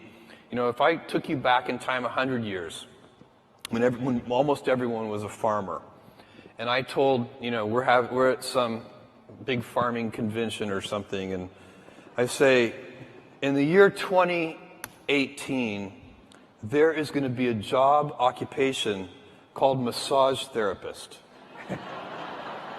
They would not have believed you. And in fact, I was telling this story to a friend, and they said, Jeff, forget massage therapist, there are dog psychiatrists. And I went. You can probably find one on Amazon. I went and looked that up on the internet. Sure enough, you can easily hire a psychiatrist for your dog. And so, there is. We humans like to do things, and we like to be productive, and we will figure out things to do, and we will use these tools to make ourselves more powerful. And in fact, what I predict is that jobs will get more engaging. Yes. Because you have to remember, a lot of the jobs today are quite routine. They are not necessarily anybody's, as I said before, career or calling. And so I predict that because of artificial intelligence and its ability to automate certain tasks that in the past were impossible to automate, that not only will we have a much wealthier civilization, but that the quality of work will go up very significantly, and that a higher fraction of people will have callings and careers relative to today.